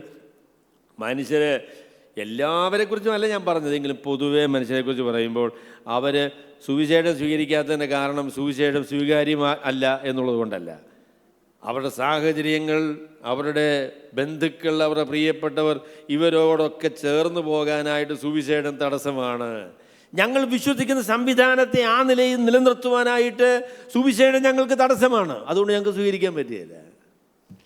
അയ്യോ, അതിന് നല്ല നിലപാടല്ലല്ലോ. നമുക്ക് സത്യം എന്താണെന്ന് മനസ്സിലാക്കണ്ടേ, മനുഷ്യൻ്റെ ജീവിതത്തിൻ്റെ അർത്ഥം എന്താണെന്ന് മനസ്സിലാക്കണ്ടേ, അവരുടെ പ്രശ്നം എന്താണെന്ന് മനസ്സിലാക്കണ്ടേ, ആ പ്രശ്നത്തിന് വല്ല പരിഹാരവുമുണ്ടോ എന്ന് ചിന്തിക്കണ്ടേ. അതൊക്കെയല്ലേ നമ്മുടെ വിഷയം. അതൊന്നും വിഷയമല്ല കേട്ടോ. എനിക്കെൻ്റെ കസേര പോകരുത്, എൻ്റെ സാഹചര്യങ്ങൾ വ്യത്യാസപ്പെടരുത്, ബുദ്ധിമുട്ടൊന്നും ആകരുത്, സത്യം എവിടെയും കിടക്കട്ടെ എന്ന നിലപാടാണ് പൊതുവെ മനുഷ്യർക്കുള്ളത്. അതാണ് ഇവരും പറഞ്ഞത്, നിങ്ങൾ ഇനിയും സംസാരിക്കരുത് എന്ന് പറഞ്ഞു. അപ്പോൾ അവരതിന് പറഞ്ഞ മറുപടി പറഞ്ഞ് ഞാൻ അവസാനിപ്പിക്കുക. അദ്ദേഹം പറഞ്ഞു,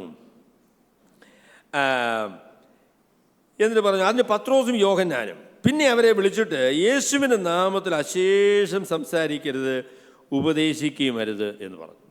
അപ്പോൾ അതാണ് അവരുടെ തീരുമാനം. നിങ്ങളിനി ഒന്നും മിണ്ടാൻ പാടില്ല, നിങ്ങൾ പറയുന്നതിന് മറുപടി പറയാനായിട്ട് ഞങ്ങൾക്ക് സാധിക്കുകയില്ല. അതുകൊണ്ട് ഞങ്ങളുടെ പ്രതിരോധം എന്ന് പറയുന്നത് പ്രസംഗിക്കുന്നയാളെ നിശബ്ദനാക്കുക എന്നുള്ളതാണ്. അതാണ് ഞങ്ങളുടെ പ്രതിരോധം എന്ന് പറയുന്നത്. അയ്യോ, അതൊരു ഭയങ്കര പരിപാടിയാണെന്നല്ലോ. എന്നാൽ പത്രോസും യോഹന്നാനും സമ്മതിച്ചു കൊടുക്കാനായിട്ട് തീരുമാനിച്ചില്ല കേട്ടോ. ഈ പറയുന്നതായിരിക്കുന്ന ആളുകൾ മതാധ്യക്ഷന്മാരാണ്. അവർ ന്യായപ്രമാണത്തെ വിശദീകരിച്ചു കൊടുക്കാനായിട്ട് നിയോഗിക്കപ്പെട്ട ആളുകളാണ്. സത്യ മനുഷ്യരെ പഠിപ്പിക്കാനായിട്ട് നിബന്ധനയുള്ള ആളാണ്. അപ്പോൾ അതുകൊണ്ട് പത്രോസും യോഹന്നാനും ചോദിച്ചു, സാറേ ഒരു ചോദ്യം ചോദിക്കാനുണ്ട്. അതെന്താണെന്ന് ചോദിച്ചാൽ, മനുഷ്യനെയാണോ അനുസരിക്കേണ്ടത്, ദൈവത്തെയാണോ? അതോ ഈ അണ്ണന്മാർക്ക് അവർക്ക് മനുഷ്യനെ അനുസരിക്കണമെന്ന് പറയാൻ ആഗ്രഹമുണ്ട് കേട്ടോ. പക്ഷെ അവിടെ നിലപാടനുസരിച്ചത് പറയാൻ പറ്റത്തില്ല. കാര്യം ദൈവത്തെ പ്രതിനിധാനം ചെയ്യുവാൻ, ബൈബിള് പഠിപ്പിക്കുവാൻ, ദൈവിക ക്രമീകരണങ്ങളെ നിലനിർത്തുവാനായിട്ട് പ്രത്യേകമായിട്ട് നിയോഗിക്കപ്പെട്ട ആളുകളാണ്, മത നേതാക്കന്മാരാണ്, സത്യത്തിൻ്റെ കാവൽക്കാരാണ് എന്ന് അവകാശപ്പെടുന്ന ആളുകളാണ്. അവരോട് ചോദിക്കുക, സാറേ എന്താ ചെയ്യേണ്ടത്, ദൈവത്തെയാണോ അനുസരിക്കേണ്ടത്, മനുഷ്യരെയാണോ? എന്താ അവർക്ക് പറയാൻ പറ്റുന്ന പരിപാടി? മറുപടി എന്താ? ദൈവത്തെ അനുസരിക്കണമെന്ന് പറഞ്ഞില്ല കേട്ടോ. അവർ പറഞ്ഞില്ല, അത് പറഞ്ഞില്ല. നിങ്ങളെ അനുസരിക്കണോ, ദൈവത്തെ അനുസരിക്കണമോ? ദൈവത്തെ അനുസരിക്കുക എന്നൊക്കെ പറയുന്ന ഒരു അലങ്കാര വാക്കാണ് കേട്ടോ പലരെയും സംബന്ധിച്ച്. ദൈവത്തെ അനുസരിക്കുകയെന്ന് ആരെങ്കിലും പറയുമോ? ഞാൻ ദൈവത്തെ അനുസരിക്കട്ടോ, അങ്ങനെ പറയുന്ന ചില ആളുകളുണ്ട്, ഇല്ലയെന്ന് ഞാൻ പറഞ്ഞില്ല. എങ്കിലും പൊതുവേ മതവിശ്വാസികളോട് ചോദിച്ചാൽ ഞങ്ങൾ ദൈവത്തെ അനുസരിക്കില്ല എന്ന് ആരും പറയില്ല. എന്നാൽ യഥാർത്ഥത്തിൽ അനുസരിക്കുന്ന ആളുകളാണോ? അനുസരിക്കാൻ മനസ്സുണ്ടോ? ഉണ്ടോ? അപ്പോൾ ഇവർ പറഞ്ഞൊരു പ്രസ്താവനയോട് പറഞ്ഞ് ഞാൻ അവസാനിപ്പിക്കാം. അദ്ദേഹം പറഞ്ഞു, എന്നാൽ ഈ സംഭവിച്ച കാര്യം കൊണ്ട് എല്ലാവരും ദൈവത്തെ മഹത്വപ്പെടുത്തിയാൽ അവരെ ശിക്ഷിക്കുന്നത് ജനനിമിത്തം വഴിയൊന്നും കാണായികൊണ്ട് അവർ പിന്നെയും തർജ്ജനം ചെയ്ത് അവരെ വിട്ടയച്ചു. ഇവരെ നിയന്ത്രിക്കുന്നത് ആരാ? ഇവരെ നിയന്ത്രിക്കുന്നത് അതൊരു പ്രമാണമായിട്ട് ഞാൻ പറയട്ടെ. അത് എൻ്റെ മൂന്നാമത്തെ പോയിൻ്റായിട്ട് ഞാൻ പറയാം. അതെന്താണെന്ന് ചോദിച്ചാൽ, നമ്മൾ ദൈവത്തെ മനുഷ്യരെക്കാളും അധികം ദൈവത്തെ അനുസരിക്കാനായിട്ട് കടപ്പെട്ട ആളുകളാണ്. മനുഷ്യർ പറയുന്നത് അനുസരിച്ചല്ല, ദൈവം പറയുന്നത് അനുസരിച്ച് തന്നെ ജീവിക്കണം. വളരെ ലളിതമായിരിക്കുന്ന പ്രമാണമാണ്, ഇല്ലയോ? വളരെ ലളിതം. അതിനൊരു വിശദീകരണം പറഞ്ഞ് ഞാൻ അവസാനിപ്പിക്കാം. ഇവരെ നിയന്ത്രിക്കുന്ന ഏറ്റവും വലിയ പരിപാടി എന്തുവാ? ദൈവം പറഞ്ഞിട്ടുണ്ട് കേട്ടോ, അതുകൊണ്ട് ദൈവം പറഞ്ഞതനുസരിച്ച് നമുക്കിതൊന്നും ചെയ്യാൻ പറ്റുകയില്ല. മനുഷ്യരെ ഭയപ്പെട്ട്, ജനം നിമിത്തം വഴിയൊന്നും കാണായതുകൊണ്ട്. ഞാൻ എൻ്റെ സഹോദരങ്ങളോട് ചോദിക്കാം, നിങ്ങളുടെ തീരുമാനങ്ങളെ സ്വാധീനിക്കുന്നത് ആരാ? നിങ്ങൾ തീരുമാനങ്ങളെ സ്വാധീനിക്കുന്നത് ആരാണ്? ദൈവമാണോ അതോ നിങ്ങളുടെ ചുറ്റുപാടുള്ള മനുഷ്യരാണോ? ആരാ? സത്യം പറഞ്ഞാൽ മനുഷ്യരില്ലയോ? മനുഷ്യരെ പേടിച്ചാണ് മനുഷ്യർ ജീവിക്കുന്നത്. അവരെന്തോ പറയുമെന്ന്. ഞാനൊരു തീരുമാനമെടുത്താൽ അവരുടെ തീരുമാനം എന്താ? മറ്റുള്ള മനുഷ്യരെന്നെക്കുറിച്ച് എന്തോ പറയുമെന്ന്. അതിനെക്കുറിച്ച് രസകരമായൊരു പ്രസ്താവനയുണ്ട് കേട്ടോ. മനുഷ്യർ പൊതുവെ ജീവിക്കുന്നത് പറഞ്ഞാൽ, we do things in order to impress the people that we don't like with the money that we don't have. We buy things to impress people whom we do not like with the money that we don't have. നമുക്കില്ലാത്ത പണം ഉപയോഗിച്ച് നമ്മൾ വെറുക്കുന്ന മനുഷ്യരെ അവരുടെ മുൻപിൽ ഒരു പേരുണ്ടാക്കാൻ വേണ്ടിയാണ് മനുഷ്യരുടെ ജീവിതം എന്ന് പറയുന്നത്. അങ്ങനെയാണ്. നമ്മളുടെ ഏറ്റവും വലിയ ചോദ്യം, ഞാൻ പലരും പറയുന്നത് ഞാൻ കേട്ടിട്ടുണ്ട്, അവരെന്തോ പറയുമെന്ന്. മനുഷ്യരെന്തോ പറയുന്നുള്ളൊരു പ്രാധാന്യമുണ്ട് കേട്ടോ, ഇല്ലെന്ന് ഞാൻ പറഞ്ഞില്ല. മനുഷ്യരുടെ മുമ്പിൽ നല്ല സാക്ഷ്യം വേണമെന്നുള്ള കാര്യം ശരിയാ. എന്നാൽ ലോകത്തിലുള്ള മനുഷ്യർ പൊതുവെ മറ്റു മനുഷ്യരുടെ സ്വാധീനത്തിൽ അവരെന്തു പറയും എന്ന് വിചാരിച്ച് അവരെ പേടിച്ച് ജീവിക്കുന്ന ആളുകളാണ്. നേതാക്കന്മാരുൾപ്പെടെ. അമേരിക്കയിൽ ആർ.സി. സ്പ്രൗൾ എന്ന് പറയുന്ന ഒരു ആളുണ്ട്. അദ്ദേഹം പറഞ്ഞ പ്രസ്താവനയുണ്ട്, സെനറ്റർമാരോട് സംസാരിക്കുമ്പോൾ അവർ പറയുമെന്ന് പറഞ്ഞു, നിങ്ങൾ പറഞ്ഞ കാര്യം ശരിയാണെന്ന് നിങ്ങൾക്കറിയാം, പക്ഷേ ഇലക്ഷൻ വരുന്നു. സെനറ്റർമാർ പറയും, നിങ്ങൾ പറഞ്ഞ കാര്യം ശരിയാ, പക്ഷെങ്കിൽ ഇലക്ഷൻ വരുന്നു. ഇലക്ഷൻ വരുമ്പോൾ ഇലക്ഷനിൽ എങ്ങനെ ആളിനെ സ്വാധീനിക്കാൻ കഴിയുമോ ആ ആശയമാണ് പറയേണ്ടത്, അല്ലാതെ സത്യമല്ല. ആളുകളെ സ്വാധീനിക്കാനായിട്ട് എന്ത് പറയണമോ അത് പറയണം. മനുഷ്യരെ ഭയപ്പെട്ട്, അല്ലേ, ജനനിമിത്തം സുവിശേഷം വിശ്വസിക്കാത്തതിൻ്റെ കാര്യം എന്താ? സുവിശേഷം വിശ്വസിക്കാത്തതിൻ്റെ കാര്യം എന്താ? ചേട്ടനും അനിയനും കൊച്ചപ്പനും ഉപ്പാപ്പനും കൊച്ചമ്മയും ഒക്കെ എന്ത് പറയുമെന്ന്? അയ്യോ, ഞാൻ സുവിശേഷം വിശ്വസിച്ചാൽ അവരെന്തോ പറയും, അയൽവക്കക്കാരെന്ത് പറയും, സമൂഹത്തിലുള്ള ആളുകൾ എന്ത് പറയും? അതിനെ പേടിച്ച സുവിശേഷം സത്യമാണെന്നൊക്കെയുള്ള കാര്യം നിങ്ങൾ പറയുന്നത് ശരിയെന്ന് എനിക്കറിയാം, പക്ഷെങ്കിൽ അത് അങ്ങനെ പറയാൻ ഒക്കത്തില്ല. കാര്യം ജനനിമിത്തം. ദൈവം എന്ത് പറഞ്ഞാലും പ്രശ്നമില്ലല്ലേ? ദൈവം എന്ത് പറഞ്ഞാലും പ്രശ്നമില്ല. മനുഷ്യർ പറയുന്നതാ. എൻ്റെ പൊന്നു സഹോദരങ്ങളെ, പറഞ്ഞ മനുഷ്യരൊക്കെ ശവക്കുഴി വരെ ഉള്ളൂ കേട്ടോ. അവർ ഒരുപക്ഷെ കണ്ണുനീര് വീഴ്ത്തിയില്ലോ എന്ന് എനിക്കറിയില്ല.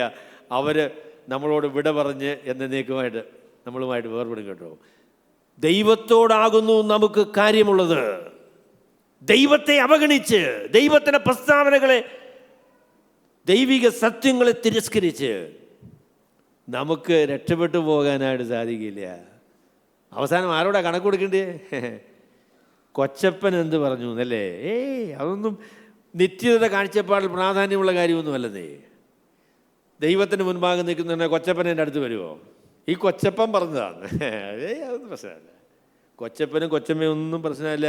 വളരെ ലളിതമായൊരു പ്രമാണമാണ്.